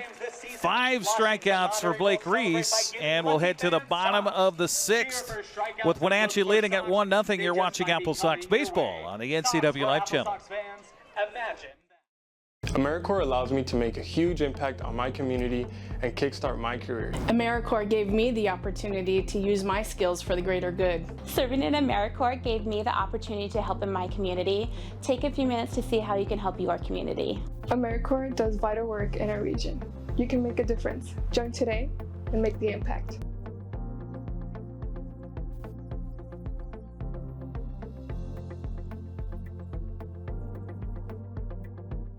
It's a great time to go into the medical profession. And this is the perfect place to start, because this is going to provide you that basic understanding in order to get into medical school, physical therapy school. So when you are ready to head on your career pathway, wherever it is, then you've already had some experience and say, oh, it's so cool. This is exactly what I want to do. So really, you're going to leave me with 13 college credits and a license with the state of Washington.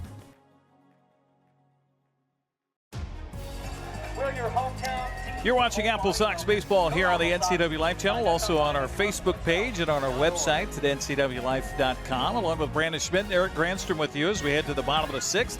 Wenatchee leading at 1-0. Masa Kawashima, Alex Greb, and Jack Johnson due up here for the AppleSox in the 6th. Wenatchee a run on, 2, 4, 6, 7 hits in the ball game. That's what I've got. I don't know if that's what the graphics say on your screen or not. The scoreboard is not telling us what is going on other than saying it's Kawashima at the plate right now. Yeah, we've definitely had our base runners. We just need to make sure we can push some more runs across to give our pitchers a little bit of breathing room here. Foul off the end of the bat to Kawashima from Joshua Verkian. He replaced Cole Acker in the last frame. Kawashima squares, feigns a bunt, takes the pitch outside for a ball. I like that look, though. Third baseman's playing deep. Oh, yeah, he is. You know, if you can control a bunt, it's the easiest thing you can do in baseball, you know. Now, being able to control it's hard, but if you can control it, yeah, getting a base hit don't out tell of the it major leaguers that oh, because gosh. the bunting for him is a lost art. Yes. 1-2 pitch is swung on and fouled at the plate, and staying alive is Kawashima. 1-2 the count. Joshua Verkean taking over in relief here. Second pitcher of the ball game from Port Angeles. Took over for Cole Acker, who went 4+. He did allow the 1 run that is on the board. You know, that's one thing that Coach Hoff does a lot of is... Pitch here swung on and hit in the air to center field, and Blair is centering under it, and he'll make the catch for the out. Go ahead. He knows the importance of a bunt. So we spend a lot of time, and you get rewarded for being successful with your bunts, and you don't get the hacks that you want to take if you aren't successful with your bunt. So shows the importance to every kid. Doesn't matter if you're the leadoff hitter, if you're the number 9 hitter, or the cleanup hitter. Pitcher's taken by Alex Greb for a strike, 0-1 to count. Greb 1 for 2 in the ball game. He was popped out to the second baseman in the second and hit a base hit to center in the fourth. Swings and misses here, and the count quickly in favor of the pitcher, Verkean, 0-2. 0-2 pitch, swung on and hit a mile high and foul. It's going to get back towards the parking lot here at Paul Thomas. The count stays at 0-2. Some little kid just got himself a free ticket to the game, huh? That's right. Scamper out there, yeah, retrieve a ball. Unlike the major leagues, we need to keep these balls. This pitch swung on, foul back, and this one's coming right to the fans. And he fumbled it away. And he's not even going to go get it. His cheeks are rosy red now. The pitch here is a check swing, and they appeal, and he went around. So a strikeout by Greb. Second out for the AppleSox here in the 6th. Brings up Jack Johnson. Number 7, Jack Johnson. Wenatchee got runners on the corners in the 5th. Actually had the bases loaded, and Benavidez with a sacrifice fly to center field, and that is the only run of the ball game. 2 down here in the 6th for the AppleSox. Pitch on the way is a nasty-looking curveball. Missed just a little bit inside for ball 1. 1-0. Boy, those balls that have that late break to it. Yeah. 1-0 pitch, and there's late break, and this one was a swing and a miss. And looks like it's just going to hang right there over the plate and then suddenly dives. And it's so much different than their first pitcher's off-speed pitches, too. Pitch swung on and fouled back, and a count to ball and 2 strikes. And both very effective, but this one just breaks so much later. So you don't, it's like seeing something totally brand new. Yeah. 2 down for the AppleSox. Nobody aboard here in the 6th. This pitch missed a little short. The count even to Johnson at 2 balls and 2 strikes. Jack's 0 for 2 in the game with a strikeout looking in the 2nd and a ground out to 3rd in the 4th. Ooh. Pitch here. Oh my, that's a tight take. A little bit high, I guess, right there. 3-2 the count. Got a good view from our center field camera out there of the strike zone. And the 3-2 pitch on the way, swung on and missed, and that's going to do it for Wenatchee. And I think that's their first time tonight they've gone 3 up, 3 down. It is. I believe so. We will head to the 7th inning of play with our score: Wenatchee 1, Port Angeles 0. You're watching AppleSox baseball on the NCWLIFE Channel. Gather behind the first base. My name is Anna Marie. I've lived at Prestige here for 6.5 years, and I love it. They just made you feel so welcome. I love my room. I get 3 meals a day, do as I darn well want to. I've loved it ever since I moved in. Mom's a wonderful, wonderful lady. She deserved the very best, and I got it for her here at Prestige. Good Thursday evening and welcome to the NCWLIFE Evening News. NCWLIFE Channel is your local TV station. We're not affiliated with any of the network channels. We're a locally owned, locally managed television station who prides itself on being a reflection and a spotlight on the communities we call home here in North Central Washington. We need to thank our gold supporter, Town Auto Group. Your community, your family, your Town Auto Group. Thanks for watching the NCWLIFE Channel. Park, on the couch, or somewhere in between. Well, new pitcher on the mound here for the Wenatchee AppleSox is Carter Seeley. He's a right-hander and 6'1", 195-pounder out of Central Arizona. You know, we've had quite a few players come from Central Arizona and play for Wenatchee. Yeah. I don't know how that all started. I'm sure it's a contact between a coach and coach and coach and coach.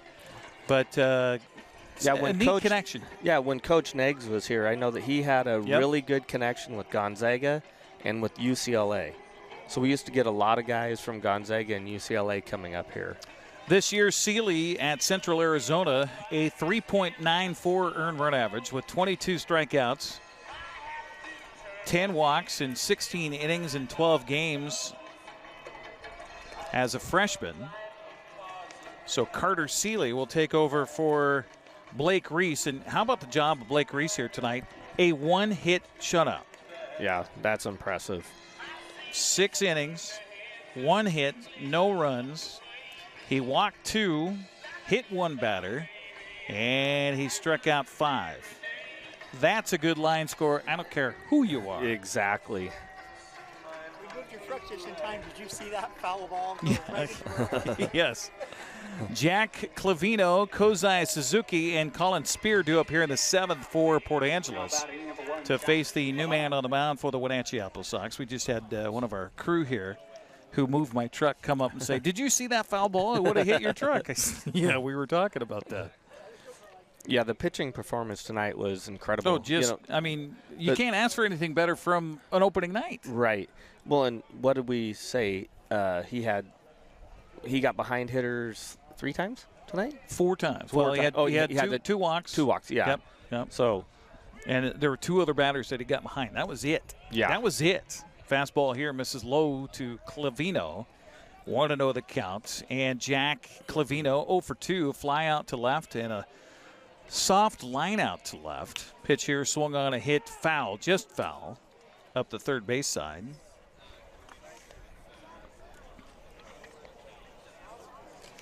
Yeah, we got a much different look here, too, from Seeley. He's throwing stiff from the right-hand side and over the top more than what the last pitcher was. You see there, he almost catapults that thing. That was a ball, and so the count goes to 2-1 on Clavino. And you could just tell guys that have a clue at the plate, and Clavino looks like one of those guys. Yeah, he does. Well, he's a catcher. Of course he's got a clue. What's going on? 3-1 the count to Clavino. Pitch on the way to him is inside and hit him. See that? Doesn't wear any protective gear and didn't flinch whatsoever. Like you said, he must be a catcher. He's a catcher. He's used to taking balls. So leadoff man aboard here is the first time in the ball game for Port Angeles to have the leadoff man aboard. We'll see if they can cash in on it. That'll bring up Kozai Suzuki. May see a bunt here. Right, or the third baseman playing back behind the bag for Wenatchee. Pitch on the way to the plate is high with a fastball for ball 1 to Suzuki. And as we were mentioning earlier, schools we've never heard of. Frank Phillips? Yeah, no. I've never heard of that school. That's where Kozai Suzuki goes to school at, Frank Phillips College. 1-0 pitch on the way is high, missing for a ball 2. So Carter Seeley coming in and having a little bit of a struggle, so Joe Scheffler is going to go out there and give a visit to his hurler. And our broadcast here on the NCWLIFE Channel brought to you in part by Together for Youth, encouraging you to dispose of unused and expired prescriptions to protect youth and the environment. Find a kiosk near you by visiting medproject.org. You a country music fan? I am, yeah. So am we I. went down to the Tim McGraw concert this spring down in Boise. All right. It was very good. Very nice. Check swing here. They're going to appeal, and the See, that's the unfortunate thing. base umpire says no. The base umpire behind the mound, that he technically can't. He's call not that. at an angle really Right. to see. So two-man crew here. 3-0 count. Pitch on the way is high for ball 4. So a hit batsman and a walk, not the way you want to enter your first activity here if you're Carter Seeley. Meanwhile, there is a pitcher warming up down to the bullpen for Wenatchee. Looks like it is Joey Pearson out of Lower Columbia. Speaking of Richland, he is a former Bomber. Colin Spear will be the third man to come to the plate here. So Port Angeles trailing it 1-0. AppleSox desperately needing it out here as Colin Spear steps in. First pitch to him is swung on and missed, and the count 0-1. And I think he helped him out just a little bit there. Yeah, it may take a second to get dialed in, right, for our pitcher here. And yeah, probably breathing a little heavy and got the adrenaline up. Get a little ground ball double play right Oh, here. wouldn't that be nice? 0-1 pitch. How about a swing and a miss? Yeah. And he was way behind that fastball from Seeley. 0-2 count. You know, and sometimes you get that pitcher that is exaggerated over the top, and it screws with your head if you're a batter. Yeah. Yeah, especially after coming off of a guy that's throwing it behind your back. Yeah. The 0-2 pitch is in the dirt for a ball. And that's one thing about Paul Thomas Senior Stadium. It gets dusty here, so when there's a ball in the dirt, there's no doubt that there's a ball in the dirt. 1-2 the count to Spear with 2 on and nobody out. Seeley in relief. Carter's pitch. Curveball misses outside for ball 2. Yeah, this field is a very nice field, but you know, you look at this and you compare it to what the major league players play on. Oh my goodness! No wonder why they never make any errors in the major leagues. And if they do, you're like, what happened there? Yeah. 2-2 the pitch on the way, bounces in. Nice stop by catcher Joe Scheffler. Keep that ball in front of him, keep the runners where they are, but the count now full to Spear at 3-2. Another positive thing about those guys is a lot of them come from the Dominican Republic and Puerto Rico, where they don't really have quality fields, so they're used to taking bad hops. Absolutely. 3-2 pitch on the way, swung on and hit hard but foul, and that's towards the bullpen area. It'll bounce out there off the hillside. And another, I look around the ballpark, and what a great crowd on hand here for this opener tonight for the AppleSox. Yeah, you'd think it was mid-July or something. Yeah, exactly. Beautiful night, too. Oh, yeah. Oh, my gosh. Well, and we're not competing with graduation tonight. This pitch is fastball missing outside for ball 4. So the base is jammed here for Port Angeles. That brings up center fielder Zach Blair. And we'll get a pitching change. We'll take a 60-second break and come back as we'll talk about the new pitcher coming in. And he's got a sticky situation. Port Angeles with the bases loaded. When we come back, you're watching AppleSox Baseball on the NCWLIFE Channel.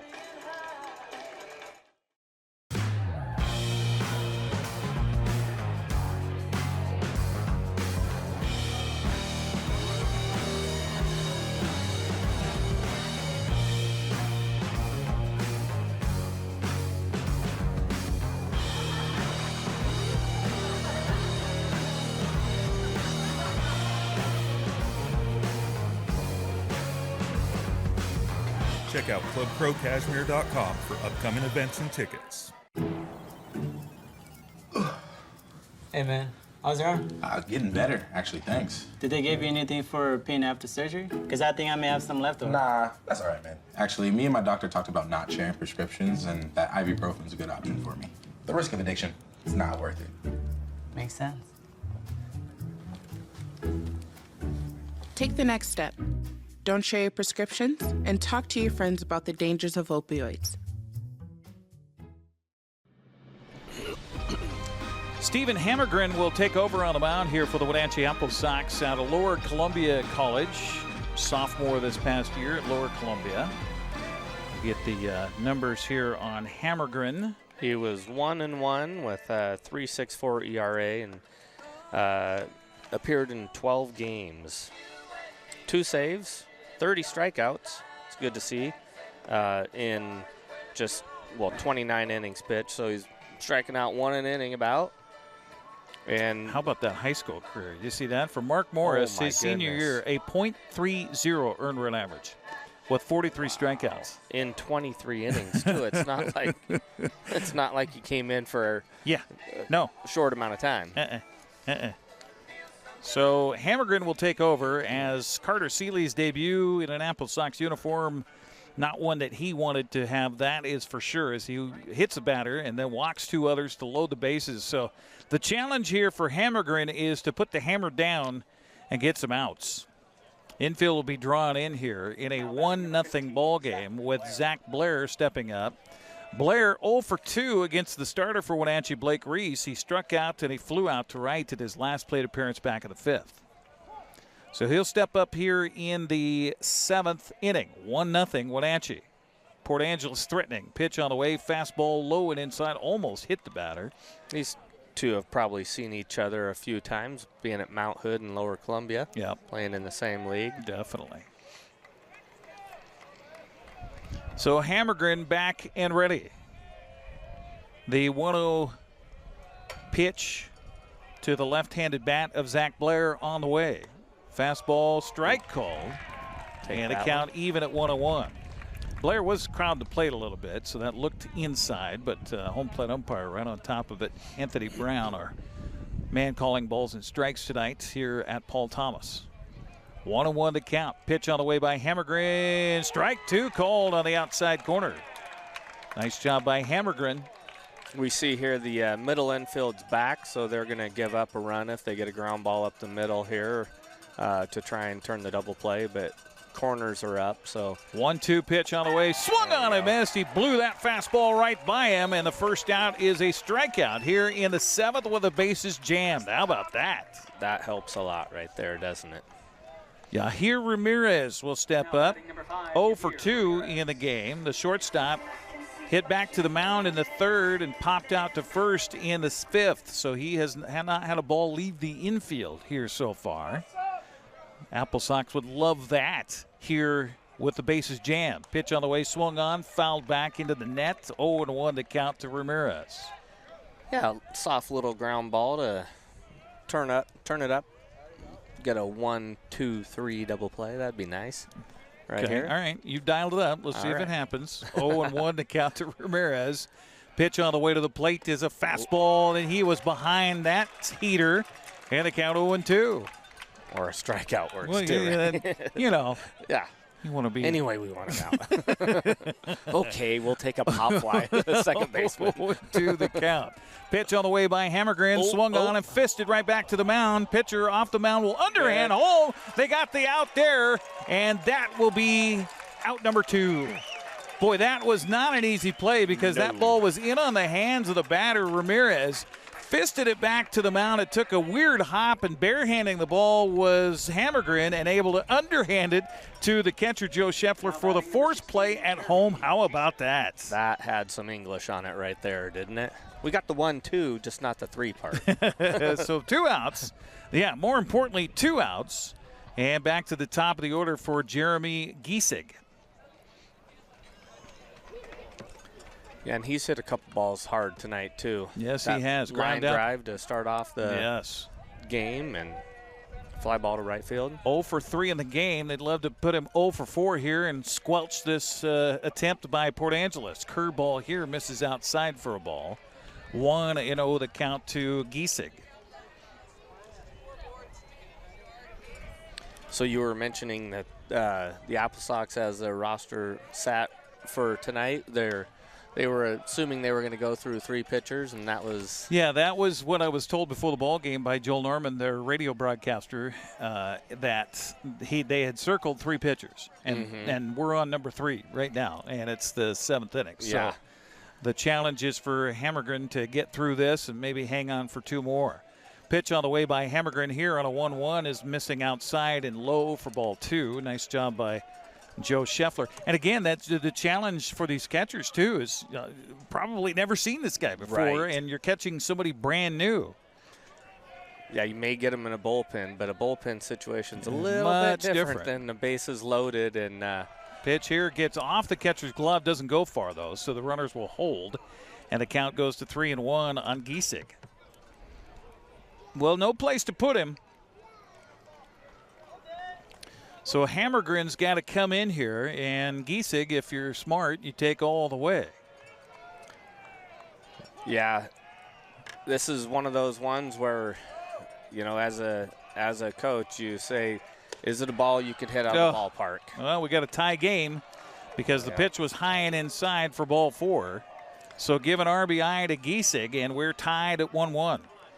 The unfortunate thing of this is, one, we give up a run, but Reese no longer can get the win now. Yeah, and that's a crying shame. 6 innings, 1 hit shutout for Blake Reese, the starter for Wenatchee tonight. Now he has a no decision. The AppleSox, meanwhile, need to get out number 3 here, as the 7th man will come to the plate in Aiden Arriaga. Arriaga 0 for 3 in the ball game, and the first pitch taken for a strike in the outside corner, 0-1 the count. He grounded out to first in the first, grounded out to second in the fourth, and struck out looking in the 6th. 0-1 the count to him here is Hammergren working in relief. Pitch on the way, strike 2. Yeah, our umpires tonight have been doing a pretty good job behind the plate. Very consistent. Yeah, it's good to see. That's a hard job. Yeah, it is. Yeah, I don't envy. 0-2. Pitch on the way is strike 3 called, and no. They appeal. I thought the umpire first was going to point and say it was a swing and a miss, and now Mitch Darlington is being ejected from the game. The base umpire, Anthony Artini, has just thrown Mitch Darlington out of the game in our opener of the 2024 season. I spoke too quickly about the umpires doing a good job. Darlington didn't like the fact that the check swing was not called a strike. He came out to voice his opinion on it because the appeal was to the base umpire, and now the base umpire has ejected Mitch from the game. That was way so too Mitch is quick coming over there. to appeal his case to Anthony Brown, the home plate umpire, as they have this discussion in front of the AppleSox dugout right now. And, yeah, that was, I don't know what was said there, but it was awful quick trigger. And, you know, arguing balls and strikes is one thing, but when you're arguing whether it was a swing or not, that's, you know, it's still on the edge of, you know, arguing balls and strikes. But, well, as they have this discussion. And the thing with that, too, is Mitch said something and then started walking away, maybe continued to say something, but he was walking away from the situation when the umpire throws him out there. And that's, you know, we've seen that Aaron Boone ejected from a game for something that was said by a person in the crowd behind him. Yeah. And who knows if it was Mitch that said something or if it was somebody else in the dugout that maybe said something the umpire heard. Yeah. Because it's pretty hard to hear Mitch when he's got his back turned towards you. Right. But now Mitch Darlington will have to leave the game. And the umpires kind of have a mess on their hands because, by the way, they will be the umpires for the next 2 games this weekend as well. Yeah. And if you're the home plate umpire, who looks to be the senior of the duo here tonight, you gotta go with what your partner called. Right. And the partner said that he's out of here. Yeah, and like you said, if the home plate umpire tries to go above him, then it's spitting in the face of the other umpire. Yes, definitely. So an ejection here, and a count of ball and 2 strikes. In a 1-1 ball game, base is still loaded, by the way, so there's still plenty hanging in the balance. As Arriaga steps back in, pitch on the way to the plate, swung on and chopped back to the mound, and good job fielding it by Hammergren. He'll toss over to the bag in first. and get the final out. But Port Angeles does get a run on the benefit of 3 walks and a hit batsman and another walk. So we will take a break and come back. 7th inning stretch time here at the ballpark. All tied at 1. You're watching AppleSox baseball on the NCWLIFE Channel. Time to stand up, stretch your legs. Caught in a conflict? Family, workplace, neighbor, business, housing disputes?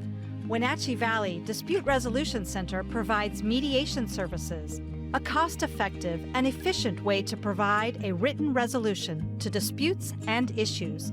Plus, we offer mediation training and community education on conflict resolution and communication skills. Contact us to learn more.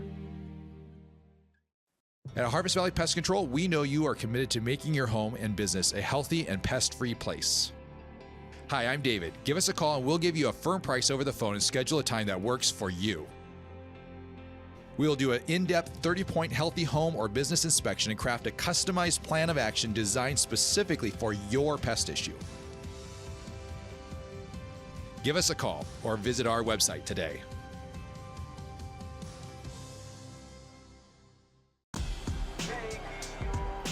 AppleSox baseball on the NCWLIFE Channel, brought to you in part by Wenatchee Valley Dispute Resolution Center. Caught in a conflict, family, housing, business? Call Wenatchee Valley Dispute Resolution Center at 509-888-0957 for help. That's 509-888-0957. Tied up at 1 as we head to the bottom of the 7th. We had the kids choir out there moments ago to sing Take Me Out to the Ball Game. Joe Scheffler, Max Hartman, and Fred Buxton do up for the AppleSox here in their part of the 7th.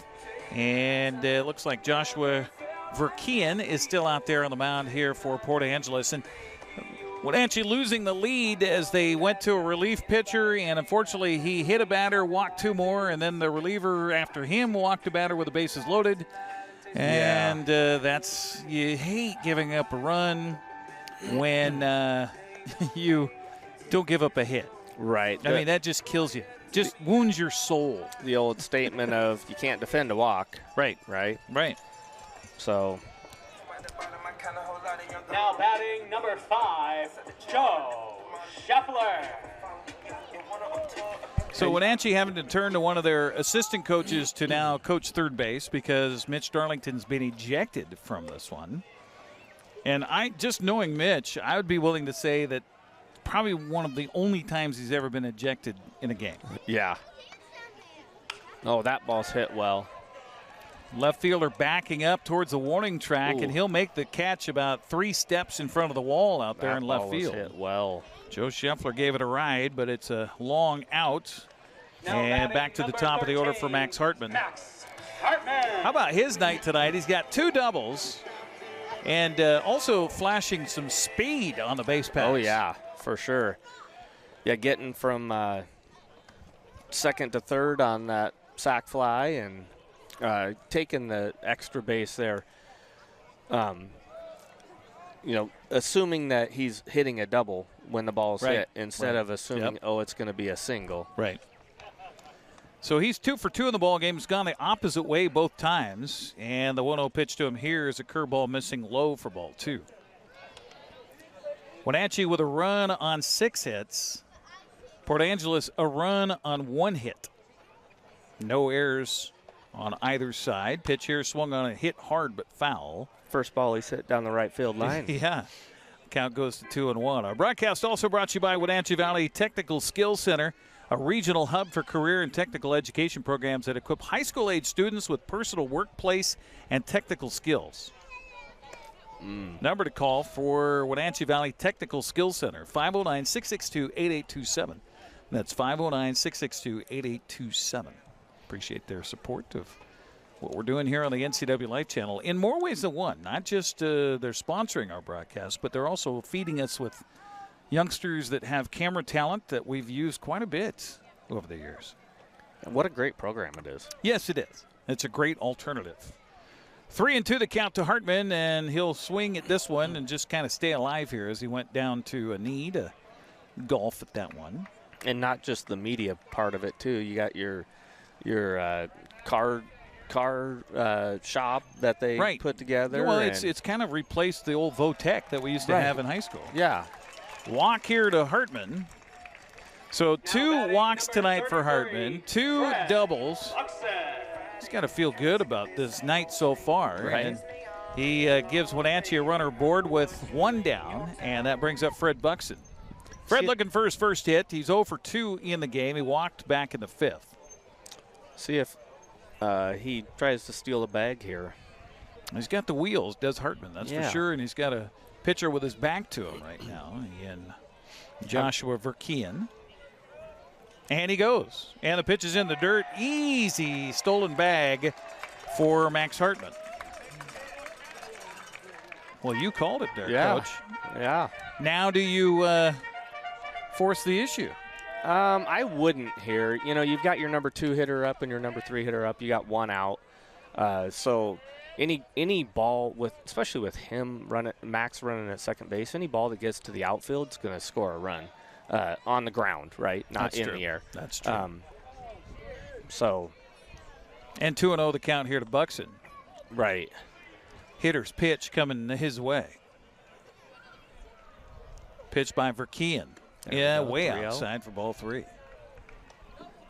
Or a ball to the backstop works too. Yeah. Yep. Get him down. I'll take one of those. Yeah. 3-0 the count to Buxton here. Fred back in already. See if he's taken all the way. What he did his last at bat when he was ahead 3-0. And he'll take for ball 4. There we go. So back-to-back walks here given up by Verkean after Scheffler flew out. That puts runners at first and second base, and that brings up Cade Benavidez. Cade is 1 for 2 in the ball game. We have a discussion coming on the mound. This is not their head coach coming out there, so I assume this is just a conversation about settling down. Yeah. Benavidez popped out to third in the first, singled to right in the third, and had a sacrifice fly and an RBI to center field to score Wenatchee's only run as we're tied at 1-1. Yeah, he's been hitting the ball well today. Yeah, that last at bat where he got that sacrifice fly, the way that ball sounded off the bat, I thought, oh boy, he's going to clear the bases here. Right. I did came too. up with the bases loaded. And then his single for a base hit was hit really well too. Yep. Want to avoid having your things stolen, call So looking to Cade to come through here with 1 out, 2 aboard for the AppleSox at a 1-1 ball game.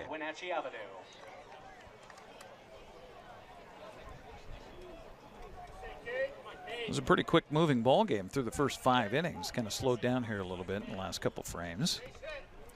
Benavidez in the left-handed batter's box with a righty on the mound in Verkean. And the pitch swung on and hit the opposite way. It'll be right to, slicing to the left fielder Giesig out there. Another ball hit well. Yeah, it was. Now 2 outs in the 7th. Brings up Antonio Gianni. Gianni 0 for 3 in the game. Gianni ground out, hit into a fielder's choice, and popped out to second in his last at bat in the 5th. Well, that third baseman's playing back. This guy's got wheels. You know what I'm thinking. Yeah. And the runner from second goes. How about just a stolen base? Surprised the trail runner didn't go on that. Yeah, a golden opportunity. So down to third goes Hartman. Staying at first is Buxton. And you called that? Did you not? No, I was actually wanting Gianni to bunt here. Oh. Yeah. I would assume. Because that third baseman was way back. Yeah. I would Pitch assume here in in the dirt. his position in the lineup, being the number 4 hitter, yeah. I would assume that he's not a guy that drops a bunt down very often. He just has wheels. Yeah. No, I like speed. Yes. Speed kills. Pitch on the way here is a strike called, so the count goes to 2-1 on Gianni, and the crowd did not like that. Gianni, a sophomore out of Central Arizona. College this year, he hit .241 in 24 games as a freshman at Central Arizona. Yeah, it doesn't have the power numbers that I would expect. 2 home runs, 2 doubles. Well, again, if you're Coach Darlington, you're kind of just going, okay, who do I have? Yeah. Yeah, there's a ground ball through for a base hit and an RBI for Gianni. And he will drive in the AppleSox second run. Wenatchee leads it 2-1. And that's why he's sitting in the 4th spot, like we said. Now batting number 8, Elijah Palayo. So runners at first and second for Wenatchee. Good 2-out hitting there for Gianni. And that brings up Palayo. Eli is 1 for 3 in the game with a base hit in the second. He's grounded out and popped out otherwise. And the first pitch to him here is a strike called on the outside corner. 0-1 the count to Eli Palayo. He's been very consistent, our umpire here on that outside pitch. Yes, here. he has. Yes, he has. And I will say that. He all night long, Antonio Brown's been consistent on what he's calling for balls and strikes. This pitch swung on and fouled back, and the count 0-2. And you know what? But I just wanted to get a quick note in here about programming elements coming up for for NCWLIFE Channel next Friday. You're going to be involved in that, right? High school graduation. Graduation. Eastmont High School's graduation at the Town Toyota Center at 6 next Friday. We'll have that live here on the NCWLIFE Channel, and it'll be followed by Wenatchee's commencement ceremony at 8 o'clock. Swing here and a miss. So that'll do it for Wenatchee, but the AppleSox get a big run and lead it 2-1 as we head to the 8th frame tonight. You're watching West Coast League Baseball here on the NCWLIFE Channel. Make sure to subscribe to the Wenatchee Apple Podcast. NCWLIFE Channel is your local TV station. We believe in being the spotlight and mirror to the communities we serve in North Central Washington. Programming on NCWLIFE would not be possible without our sponsors. Special thanks to our platinum sponsor, Alpine Air. Turn to the experts at Carrier and Alpine Air. The Wenatchee Valley. Here, most of us really enjoy the great outdoors, and most of us try to make the most of our natural resources. Here at Apple Valley Honda, we know that for generations, we have harnessed nature to sustainably power the West, and we are proud to be part of that tradition as an environmentally green dealership award winner. Being a green dealership means Apple Valley Honda has reduced our overall environmental impact. We are so proud to live in this wonderful community. Batting number 29, Brett Haggerty. Roberto Nunez is stepping up. Brett Haggerty and Jack Clavino also due up here for Port Angeles in the 8th inning. And a 2-1 Wenatchee lead here. And Hammergren continues to pitch for the AppleSox. The first pitch is a strike called on the inside corner. 0-1 to count. And that fooled Nunez as he backed away from it. Yeah, other than his one walk, he's done a great job of throwing strikes. Swing and a foul at the plate, and the count 0-2 here for Nunez. Came in a very, very tough situation. Yeah, bases loaded, nobody out. Was able to get the first 2 outs, but then gave up the bases-loaded walk. Here's a pitch on the way, swung on and fouled back, and the count stays at 0-2. And that was, a check swing situation that, ended up getting Mitch Darlington thrown out of the game because he was arguing with it, and they appealed out to the base umpire. The 0-2 pitch again. Swung on a miss. Boy, that was a nasty slider. Now batting number 29, Brett. That is the second strikeout in relief here for Hammergren. And with 1 out, that brings up Brett Haggerty, who is 0 for the night and got the old golden sombrero here, maybe possibly. Be fun to see. 3 strikeouts so far. Pitch on the way by Hammergren is swung on and hit on the ground to the shortstop and in on the ball. Great play. Palayo, I'll tell you what, that young man has impressed the heck out of me here tonight. He made that look a lot easier than what it was, that's for sure. And I would say he's comfortable at shortstop. Yes. Just looking at how he moves and the way he plays, even when the ball's not coming to him, he just looks like a shortstop. Yeah, for sure. 2 down for Port Angeles here in the 8th. Brings up Jack Clavino. We'll get you an update on other games that are happening around the West Coast League coming up here in just a moment. Pitch here is swung on and popped up. Who's going to call for it? It'll be Palayo, who will make the catch out on the grass behind second base. And that'll do it. So 1-2-3 frame, just what Mr. Hammergren and the AppleSox were looking for. We'll head to the bottom of the 8th inning. Wenatchee leads at 2-1. You're watching AppleSox baseball on the NCWLIFE Channel. AmeriCorps allows me to make a huge impact on my community and kickstart my career. AmeriCorps gave me the opportunity to use my skills for the greater good. Serving in AmeriCorps gave me the opportunity to help in my community. Take a few minutes to see how you can help your community. AmeriCorps does vital work in our region. You can make a difference. Join today and make the impact.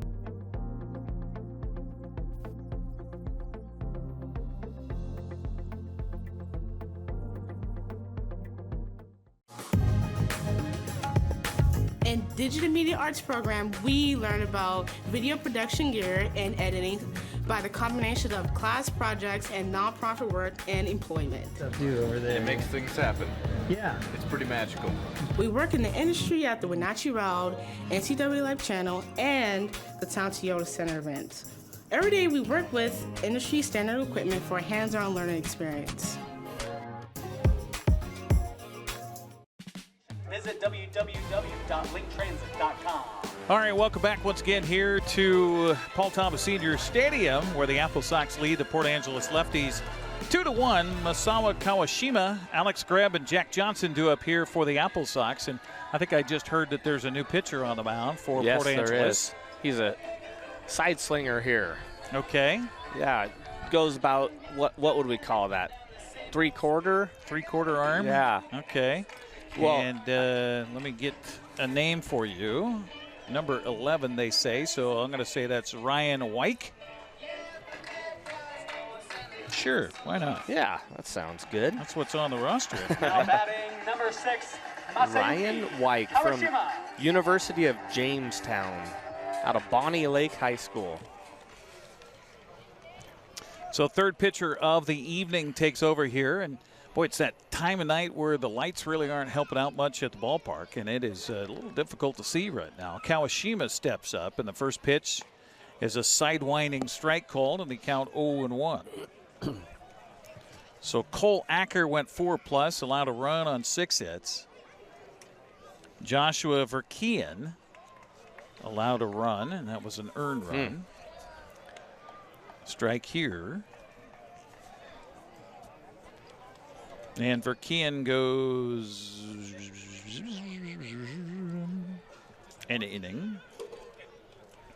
Pitch here swung on and hit foul up the first base side, and they count 0-2 on Kawashima.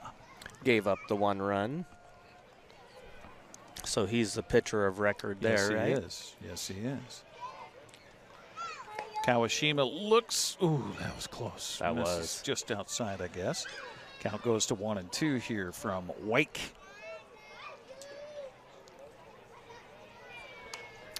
Popped up behind home plate, play for the catcher, and nice play there by Clavino to catch the ball in foul territory.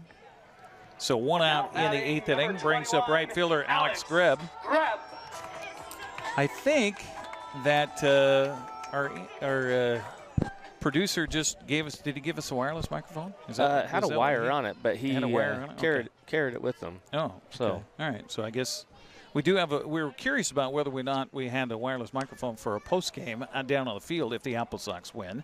Grebb fouls the first pitch off to him, and it's 0-1 to Alex, who is 1 for 3 tonight with a pop out, a single to center, and a strikeout in his last plate appearance in the 6th. This pitch misses outside for a ball. 1-1 to count. Okay, I was telling you, I'm going to get you up to date on other games that are happening in the West Coast League tonight. Ooh, Corvallis. Yeah, big night offensively for the Knights, the defending champions. They lead at Cowlitz tonight 10-0. Other games of interest, Kamloops is at home tonight, top of the 7th, lead Victoria 2-1, same score as here. Bend at home leading Walla Walla 4-2. That one is in the bottom of the 7th. Pitch here swung on and ripped to left center field. Long run, and nobody's going to get to that. And rounding first, a little stutter step, and then into second base with a double is Alex Grebb. Second hit of the night for Alex. And again, if you have a kid that comes out of the box and says, oh, that ball's hit pretty well, now batting, it's going to stay in front of the outfielder. Johnson. It's going to be a single, but he sprints out of the box and then slows up assuming it's going to be caught, but it bounces away from him, so he takes the second base. And that's what's great about those balls that are in front of you like that as you turn the bag. You can quickly look out there and surmise the situation, go, I could make it. Right. Yep. So a double here for the AppleSox, looking for some insurance as Jack Johnson steps up, looking for his first hit of the night. And the pitch by Wyke on the way to him is swung on and I think fouled into the glove of the catcher. 0-1 the count here to Jack Johnson. Little late decision on that. He looked a little bit fooled by that pitch. Yep. Pitcher's got an interesting stance out there, kind of bent over a little bit. And the 0-1 instead is a pickoff move to the bag at second and a close play out there, but safely back to the bag is Greb. The fans are looking for one more reason to boo at the base umpire here tonight. Yep. Johnson back in the right-handed batter's box. And the 0-1. Swung on and hit hard but foul up the third base side, and that's normally that would be the position of Mitch Darlington, but Mitch Darlington left the game a little early tonight. So Mitch might be watching the broadcast right now here on the NCWLIFE Channel. Mitch, you did a good job tonight. Yeah, and yeah, we'll just leave that right there. 0-2 the count to Johnson. Wyke, the right-hander, with a lookout at the bag at second. Pitch on the way is a curveball and a run from second to third, and safe at third with a stolen base is Alex Greb. That was a close play. That was a close play. The throw was up the line a little bit, and so tough tag there by the third baseman. Now the coach for Port Angeles comes out and wants to have a talk with the base umpire about his call at third. 1-2, meanwhile, the count to Jack Johnson. Let's get you up to date on the rest of these scores here. Nanaimo leads at Kelowna tonight 6-0. Edmonton over Bellingham, up in Bellingham 4-2. Portland on top of Ridgefield 8-0 tonight. And Springfield on the road at Yakima Valley is now taking the lead in the top of the eighth. That's a 3-2 ball game. Couple good ball games tonight. Yeah, absolutely. I love wood bat baseball in the summertime. Mm-hmm. When they first talked about bringing that to Wenatchee, I was like, you betcha, baby. 1-2 the count as the infield drawn in now to try to keep a run from scoring. This curveball misses low for a ball. Good take by Johnson. The count even now at 2-2. Need a little fly ball here and see the wheels sack of our runner at third there. Little sack would do well. Defense in the outfield pretty much straight away. 2-2 count to Johnson. Pitch. Swung on and a line drive base hit into left field. That's going to score the third run of the season for the AppleSox. Give a little cushion here in the eighth inning. Yeah. That's the unfortunate thing for the lefties there. If their infield's playing back, he probably snags that ball. Yeah, that's a line drive right to him. Yeah. Joe Scheffler. So Johnson with the base hit and an RBI. 3-1 Wenatchee brings up Joe Scheffler, and boy, Joe put a charge in the last ball he hit. Yes, he did. Fly out to Giesig out there in left field. Wind blowing a little bit right to left here at the ballpark, which is an odd way for the wind to blow here at Paul Thomas. Pitch here is swung on a chop foul, and that got a piece of Scheffler, I think. Yeah. And the count 0-1 on Joe. Yeah, typically the wind blows out to right field, right? Yeah, and that's, we were talking with Coach Darlington about that, and getting some left-handed pitchers in here. Some left-handed hitters. Left-handed hitters in here, to take advantage of the jet stream out to right field. Yeah. Scheffler takes the next pitch, evens the count of 1 ball and 1 strike. 1 in for Wenatchee, 1 aboard, 1 out. This pitch swung on a grounded to the left side. Shortstop over, fields the ball, throws across the diamond. That's not going to be in time, and an infield single for Joe Scheffler. Second hit of the night. Good night. Good play by Ramirez at short, but just no chance as he was ranging to his right, running away from where everybody is going to. And tough to get any kind of oomph on that throw over to the bag at first. Those are the plays that Derek Jeter used to make and make him look so easy. Right, exactly. And everybody's like, oh, you should be able to make that play. No. No.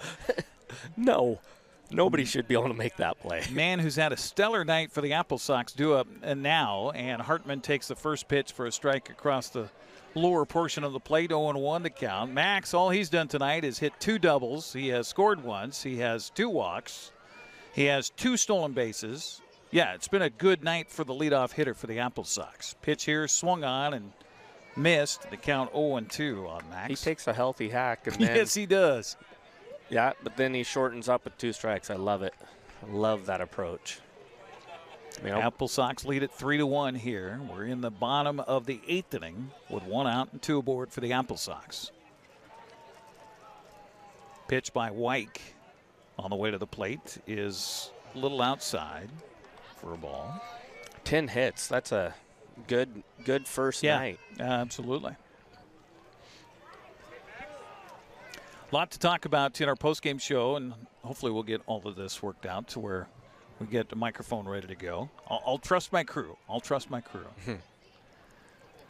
1-2 the count. Pitch on the way is outside for a ball. Evens the count to Hartman at 2-2. Now, how many times have we seen that tonight? Right. 2 times where he's been behind in the count, worked it full, and then got himself aboard on a walk. Yeah, I would like to see the numbers of how many pitches he's seen. Yeah, no kidding.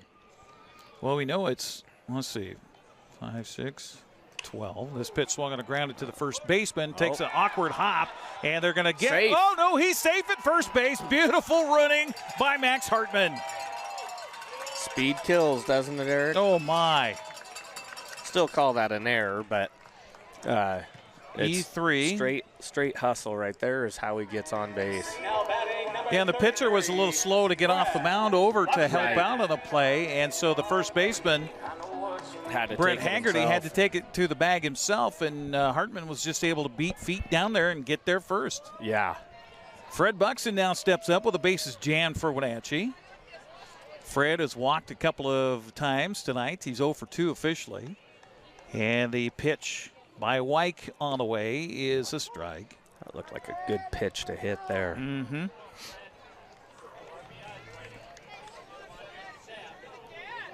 Good crowd entertained by a good game here tonight all the way around. The 0-1 pitch swung on a chop towards the left side. Third baseman dives, makes the play, throws to first, and it's dug out, and that will be an out. Another run's going to score. Wenatchee's on top 4-1. So give an RBI on the fielder's choice to Buxton. But, yeah, let's give credit to Roberto Nunez where it is due, because that was a heck of a play. Yeah, those are fun to see out of kids. You know, getting dirty and still making the play. And, you know, even though it gives up a run, he's still got to feel good about himself at the end of the night. Absolutely. All right, is that one going to drop? That will be caught. Boy, that was a range for Zach Blair out there in center field. But the AppleSox add 2 more insurance runs here in the 8th. To the 9th we go. Wenatchee on top by a score of 4-1. You're watching AppleSox baseball on the NCWLIFE Channel. My name is Anna Marie. I've lived at Prestige here for 6.5 years, and I love it. They just made you feel so welcome.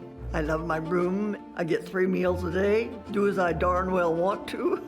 I've loved it ever since I moved in. Mom's a wonderful, wonderful lady. She deserved the very best, and I got it for her here at Prestige.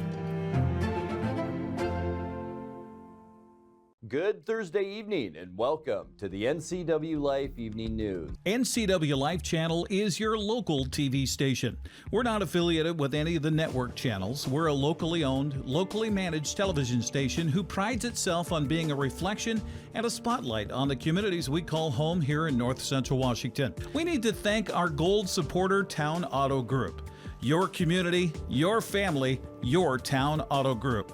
Thanks for watching the NCWLIFE Channel. Well, Kosai Suzuki, Colin Spear, and Zach Blair due up here for the Lefties as Wenatchee has added a couple of big insurance runs.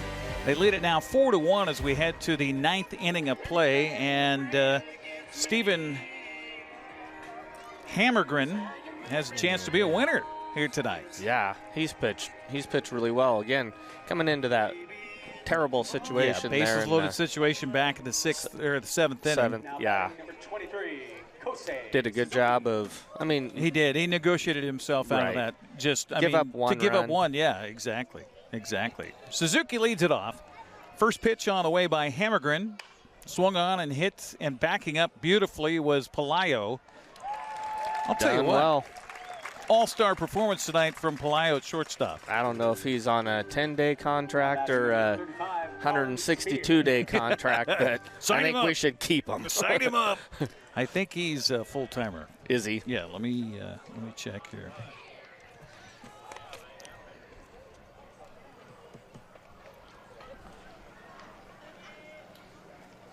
Yep, right there. Yep. It's a good deal. Yeah. It'll be fun watching him play all summer There are long. 14 players who have signed a 10-day contract who mostly here for the AppleSox. 1-0, by the way, the count on Spear here. Pitch on the way. Ooh, ouch, inside and hit him. That just got away from Hammergren. Now batting number 15, Zach Blair. So the third time Wenatchee pitching staff has hit a batter here tonight. Get some extra ice to the hotel for the lefties. So 1 on, 1 out, and that brings up Zach Blair. Blair showed some speed in tracking down that ball to end the bottom half of the eighth. Yes. Pitch is swung on, a foul back, and a count 0-1 here on Zach Blair. We understand we do have a microphone ready for the postgame, so we will have a postgame show down on the field.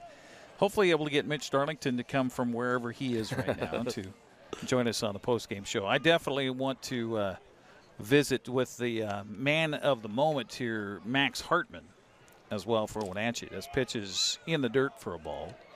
1-1 the count. Blake Reese also fantastic tonight on the mound to start for Wenatchee.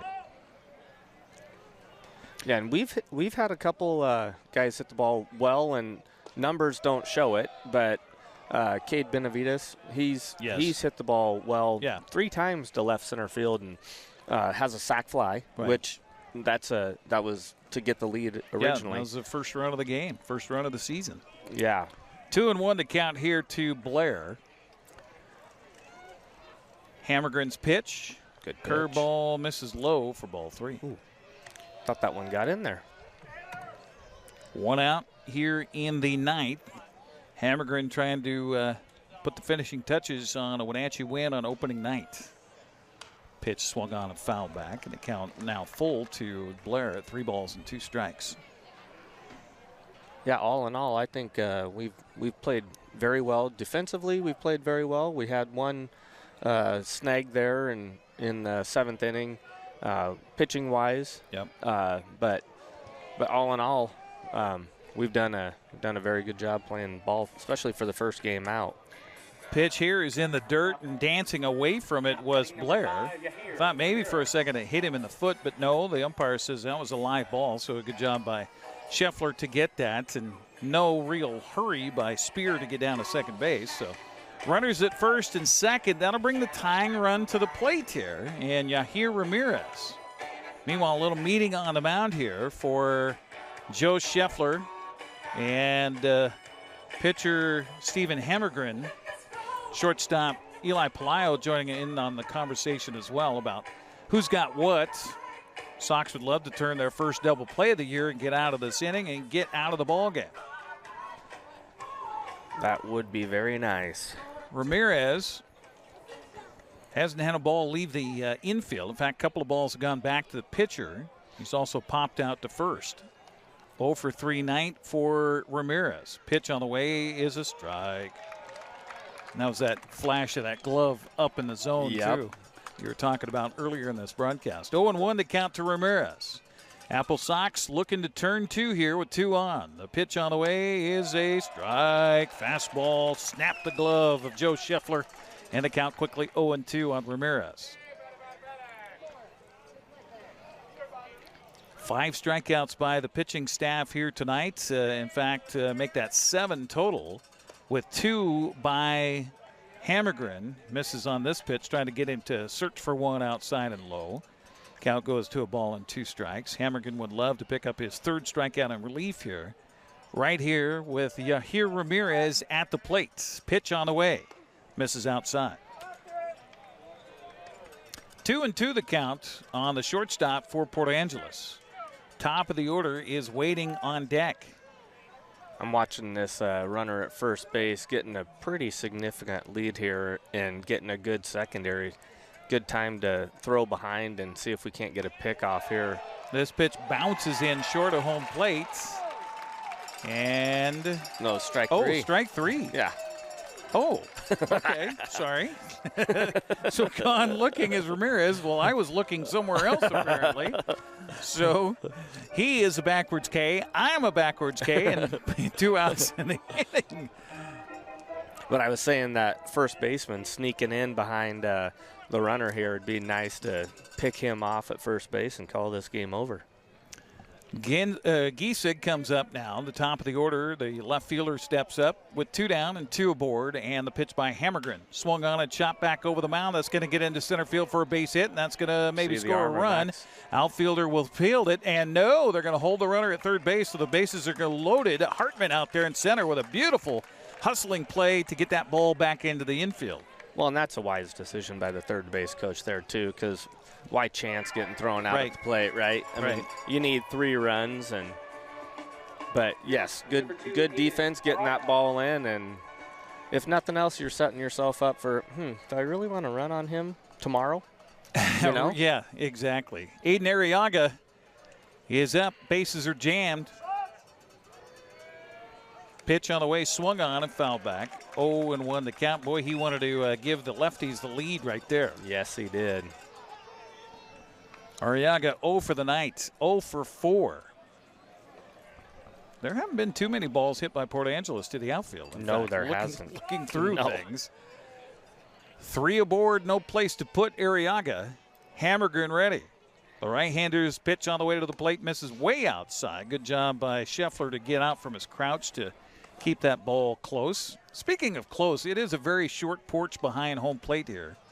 So the ball, although there is that padding back there, and we've seen that where it will get stuck or die. Yeah.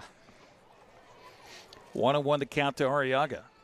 Pitch on the way is a curveball, little low. 2-1 to count.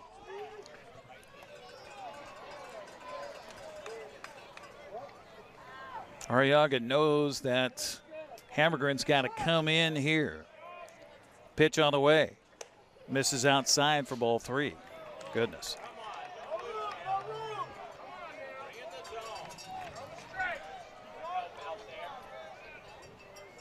No place to put Arriaga. Make him put a ball in play, right? Yep, make them make the, yep, exactly. 3-1 count. Pitch on the way to the plate is a strike. Cold. Arriaga thought it was ball 4. Thought he had an RBI. Thought he'd made this game a little bit closer, but no. It is strike 2. So 3-2 the count. The runners are going to go. Yep. Runners will be moving on this, so you got to go across to 1 with a ground ball here. Hammergren's pitch. Swung on and fouled into the glove of the catcher, and Scheffler will squeeze it, and that'll be the final out. And the AppleSox win the opener of the 2024 campaign by a final of 4-1 here tonight. We will take a break, head down to the field, and grab some bodies and get some post-game coming up here on the NCWLIFE Channel. I won't have a chance to talk to you, so good to see you, my friend. You Brandon as well. Schmitten. Yeah. Fantastic job tonight. Fun night. We will take a break and come back. Your post-game show coming up next here on the NCWLIFE Channel. On your radio at 98.1.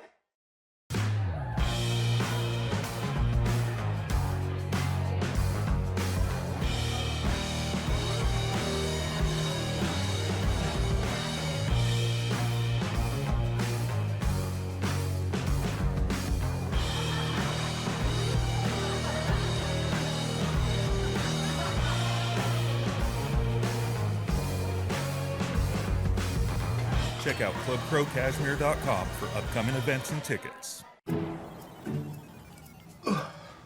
Hey man, how's your arm? Getting better, actually, thanks. Did they give you anything for pain after surgery? Because I think I may have some left over. Nah, that's all right, man. Actually, me and my doctor talked about not sharing prescriptions, and that ibuprofen is a good option for me. The risk of addiction is not worth it.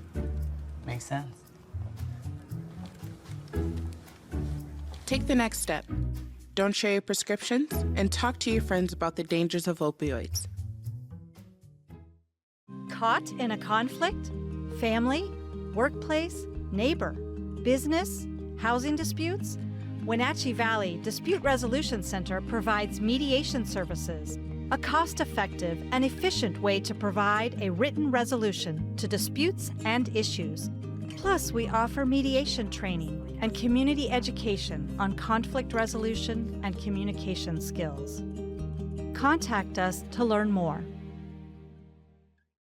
At Harvest Valley Pest Control, we know you are committed to making your home and business a healthy and pest-free place.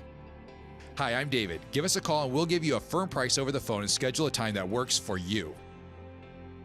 We'll do an in-depth 30-point healthy home or business inspection and craft a customized plan of action designed specifically for your pest issue. Give us a call or visit our website today.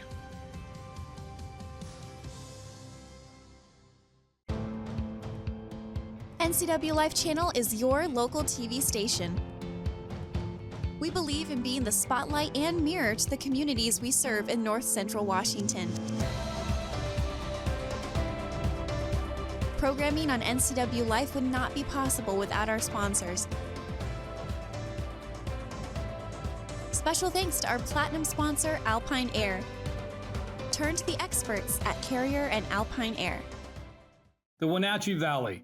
Here, most of us really enjoy the great outdoors, and most of us try to make the most of our natural resources. Here at Apple Valley Honda, we know that for generations, we have harnessed nature to sustainably power the West, and we are proud to be part of that tradition as an environmentally green dealership award winner. Being a green dealership means Apple Valley Honda has reduced our overall environmental impact. We are so proud to live in this wonderful community. AmeriCorps allows me to make a huge impact on my community and kickstart my career. AmeriCorps gave me the opportunity to use my skills for the greater good. Serving in AmeriCorps gave me the opportunity to help in my community. Take a few minutes to see how you can help your community. AmeriCorps does vital work in our region. You can make a difference. Join today and make the impact.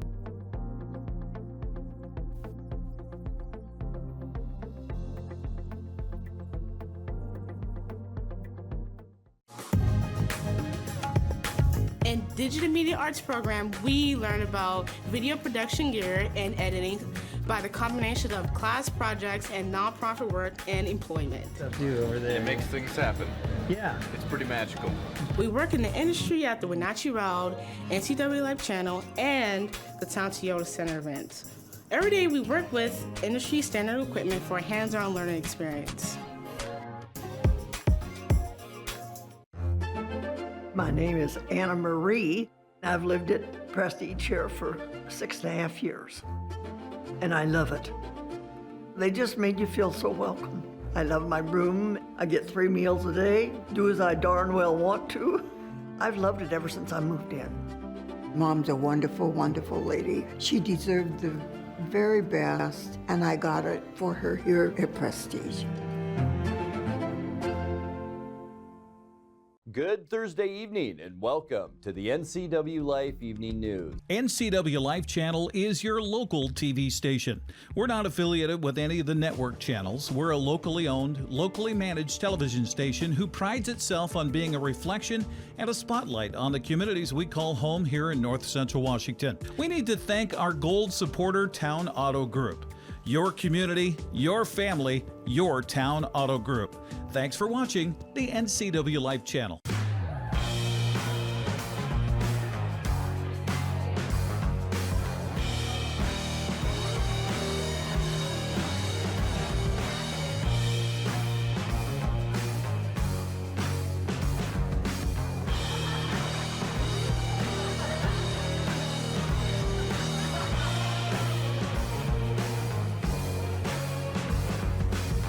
Check out clubcrowcashmere.com for upcoming events and tickets. Hey man, how's your arm? Getting better, actually, thanks. Did they give you anything for pain after surgery? Because I think I may have some left over. Nah, that's all right, man. Actually, me and my doctor talked about not sharing prescriptions, and that ibuprofen is a good option for me. The risk of addiction, it's not worth it. Makes sense. Take the next step. Don't share your prescriptions and talk to your friends about the dangers of opioids. Caught in a conflict? Family, workplace, neighbor, business, housing disputes? Wenatchee Valley Dispute Resolution Center provides mediation services, a cost-effective and efficient way to provide a written resolution to disputes and issues. Plus, we offer mediation training and community education on conflict resolution and communication skills. Contact us to learn more. At Harvest Valley Pest Control, we know you are committed to making your home and business a healthy and pest-free place. Hi, I'm David. Give us a call and we'll give you a firm price over the phone and schedule a time that works for you. We will do an in-depth 30-point healthy home or business inspection and craft a customized plan of action designed specifically for your pest issue. Give us a call or visit our website today.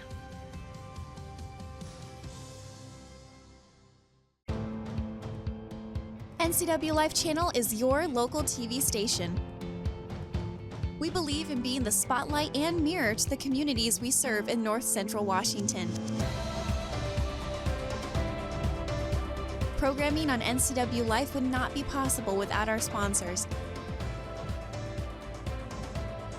Special thanks to our platinum sponsor, Alpine Air. Turn to the experts at Carrier and Alpine Air. The Wenatchee Valley. Here, most of us really enjoy the great outdoors, and most of us try to make the most of our natural resources. Here at Apple Valley Honda, we know that for generations, we have harnessed nature to sustainably power the West, and we are proud to be part of that tradition as an environmentally green dealership award winner. Being a green dealership means Apple Valley Honda has reduced our overall environmental impact. We are so proud to live in this wonderful community. My name's Nick Dirk, and I've been a cinematographer-photographer for over 10 years. I got my start at the Wenatchee Valley Technical Skills Center. Without the Tech Center, I wouldn't have got my first job in media production 3 months after I graduated high school. My name is Charlie Voris, and I own Vortex Productions. My work has taken me on exciting adventures all around the world, and I got my start at Wenatchee Valley Tech. Hey, my name is Ole Mingo, and I'm the Executive Director at Heirloom Creatives in Wenatchee. I am so thankful for Wenatchee Valley Tech to be able to have my dream career. Hi, my name is Courtney, and AmeriCorps has given me the opportunity to change careers, learn new skills, and serve my community in a meaningful way. I am so glad that I chose AmeriCorps. My service with AmeriCorps has allowed me to make a difference in the lives of people that I wouldn't have otherwise made. My service in AmeriCorps allowed me make huge impact to community having fun. AmeriCorps gave me the opportunity to serve and use my skills for the greater good. I highly recommend serving with AmeriCorps. You will change your life. My name is Anna Marie. I've lived at Prestige here for 6.5 years, and I love it. They just made you feel so welcome. I love my room. I get 3 meals a day, do as I darn well want to. I've loved it ever since I moved in. Mom's a wonderful, wonderful lady. She deserved the very best, and I got it for her here at Prestige.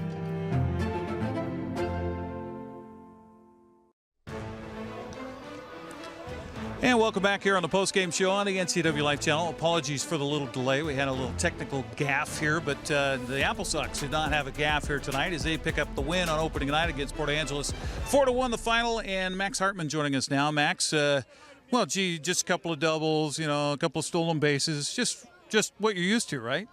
Yeah, I mean, it was a good start. Get the first hit as an AppleSox out of the way, and then get the fans in it early. It was fun. It was fun to be part of it. So tell me about your journey to wind up here in Wenatchee. How did that happen? Yeah, I mean, I'm at WSU, and they said it was a good fit for me, and I really liked Mitch here. He gets fired up, and I really like the culture he has going here. So he got a little maybe too fired up tonight. What happened there? We can't see it. I mean, I know you're not supposed to talk about it, but I mean, looked like a check swing. Did he go? Did he not go? Yeah, I don't know. He was asking for help or something. I'm not sure. I was in the outfield, so I couldn't really see. I'm not the best judge there. So. Well, let's talk about this for you guys to get. I mean, you were just telling me, hey, I'm still learning my teammates' names out here, but nice to get a win and kind of get that confidence, and good crowd here tonight too. Yeah, for sure. I mean, I showed up this morning and then got the signs, met all the guys, and so I told him, I said, I'll be a little slow learning you guys' names, but let's go get a win. So yeah, it was fun. The crowd was good. So yeah. A couple of stolen bases for you. Now, was that on you or was that called? I think I had the green light. I'm pretty sure I had the green light. Well, you'll find out later, yeah, right? I'll find out because Mitch wasn't calling him anymore. So we had one of our assistants in there. So I mean, I'll talk to him. Okay, well, congrats on the win tonight. Welcome to Wenatchee officially, and good luck the rest of the weekend. Yeah, thank you so much. All right, Max Hartman joining us here on the postgame show. We'll come back and talk to Mitch and talk about the ejection if he wants to or not. AppleSox win it tonight 4-1. We'll be back with more right after this on the NCWLIFE Channel. Good Thursday evening and welcome to the NCWLIFE Evening News. NCWLIFE Channel is your local TV station. We're not affiliated with any of the network channels. We're a locally owned, locally managed television station who prides itself on being a reflection and a spotlight on the communities we call home here in North Central Washington. We need to thank our gold supporter, Town Auto Group. Your community, your family, your Town Auto Group. Thanks for watching the NCWLIFE Channel.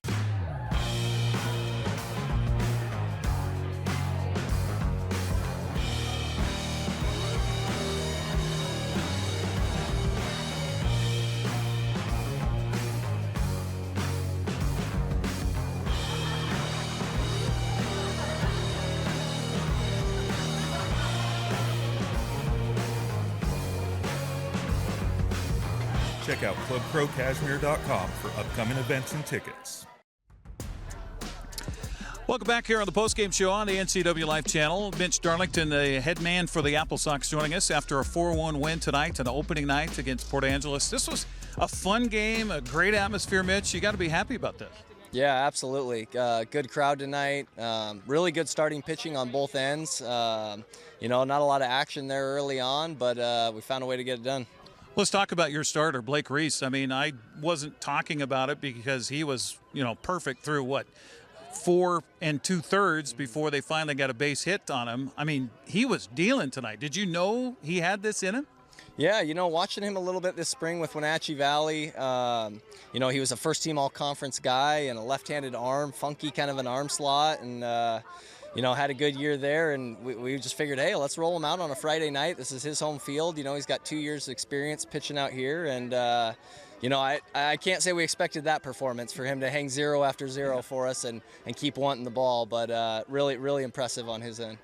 You had your second pitcher of the night came in and had a kind of rough go for you. It ended up loading the bases. You had to make a change. Tight situation, crowd's into it, everybody's into it, and then a check swing. Walk us through that. Right. Yeah, obviously heat of the moment a little bit. Just thought the guy had swung. We didn't get a call earlier on the same pitch. Same sort of a thing. Thought the guy had swung. Didn't say much, and I know I'm going to sound like I'm defending myself, but was walking away and kind of got thrown out there. And luckily Mike and Xander were able to fill in those last 3 innings and close her out for us. What is the conversation to your coaches? I know this is not a regular thing for you to get thrown out of a game, especially on opening night, for goodness sakes. Exactly, yeah. No, we don't, honestly, we haven't had much of a conversation. We just had, knew Xander would be in the third base box, Mike go to first. But Xander has a great feel for the game. He's a really good young coach, and trust him fully. As you can see, found a way to score a few runs. You guys get, 10, 11 hits here tonight to get the win. Talk about your leadoff man, Max. I just thought came through for you nicely all night long. Yeah. I mean, early on, we were getting a guy at second, it seemed like every single inning, those first 4, and, just couldn't find a way to get the big hit and get a 2-out knock and score somebody. But Max is a special player. He's going to have a really good summer here. Had a great spring with Wazoo, and we're just excited to have him this summer. Eli Palau at shortstop. I kept going on and on about his play tonight. I mean, he just looks so comfortable there. Yeah, when we recruited him, we were messing around talking with Joel and Allie and some of the coaches. We call him Izzy Lopez 2.0. Reminds me so much of our shortstop last summer. Izzy, really smooth actions. You can just tell everything's quiet. The way he moves to a baseball, he makes the unroutine plays look routine. And having a shortstop that you just know it's an out when it's hit to him is a huge bonus, especially with the pitching staff we have. So. we told him, man, anything we get from the bat this summer is a bonus if you're playing defense like that. So.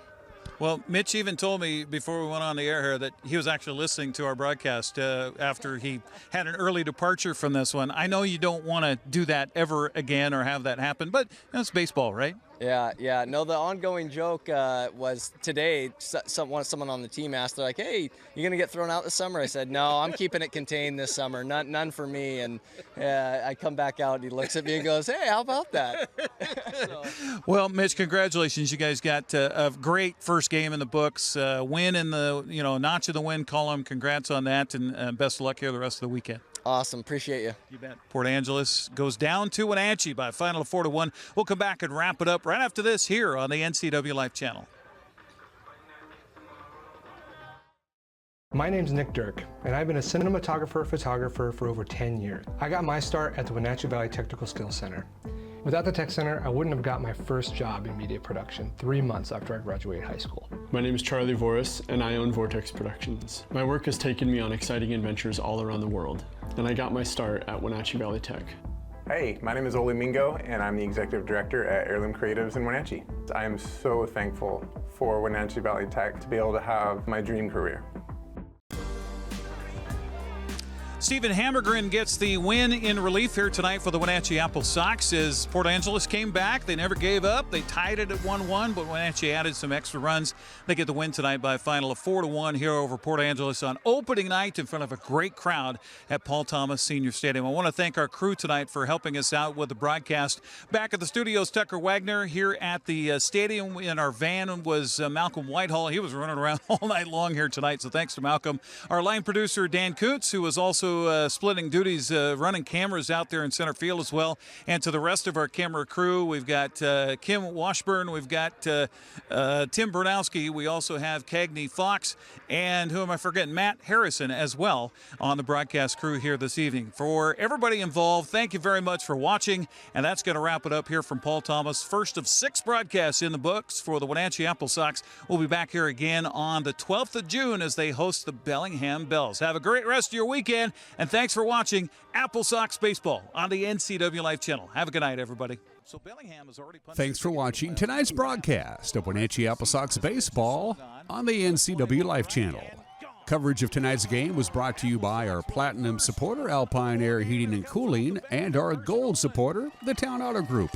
Tonight's broadcast also brought to you by Apple Valley Honda, Club Crow Bar and Grill, the Chelan Douglas Community Action Council, and AmeriCorps. Coldwell Banker Cascade Real Estate, Harvest Valley Pest Control, Prestige Senior Living at Colonial Vista in Wenatchee and East Wenatchee, Together for Youth, the Wenatchee Valley Dispute Resolution Center, and the Wenatchee Valley Technical Skills Center.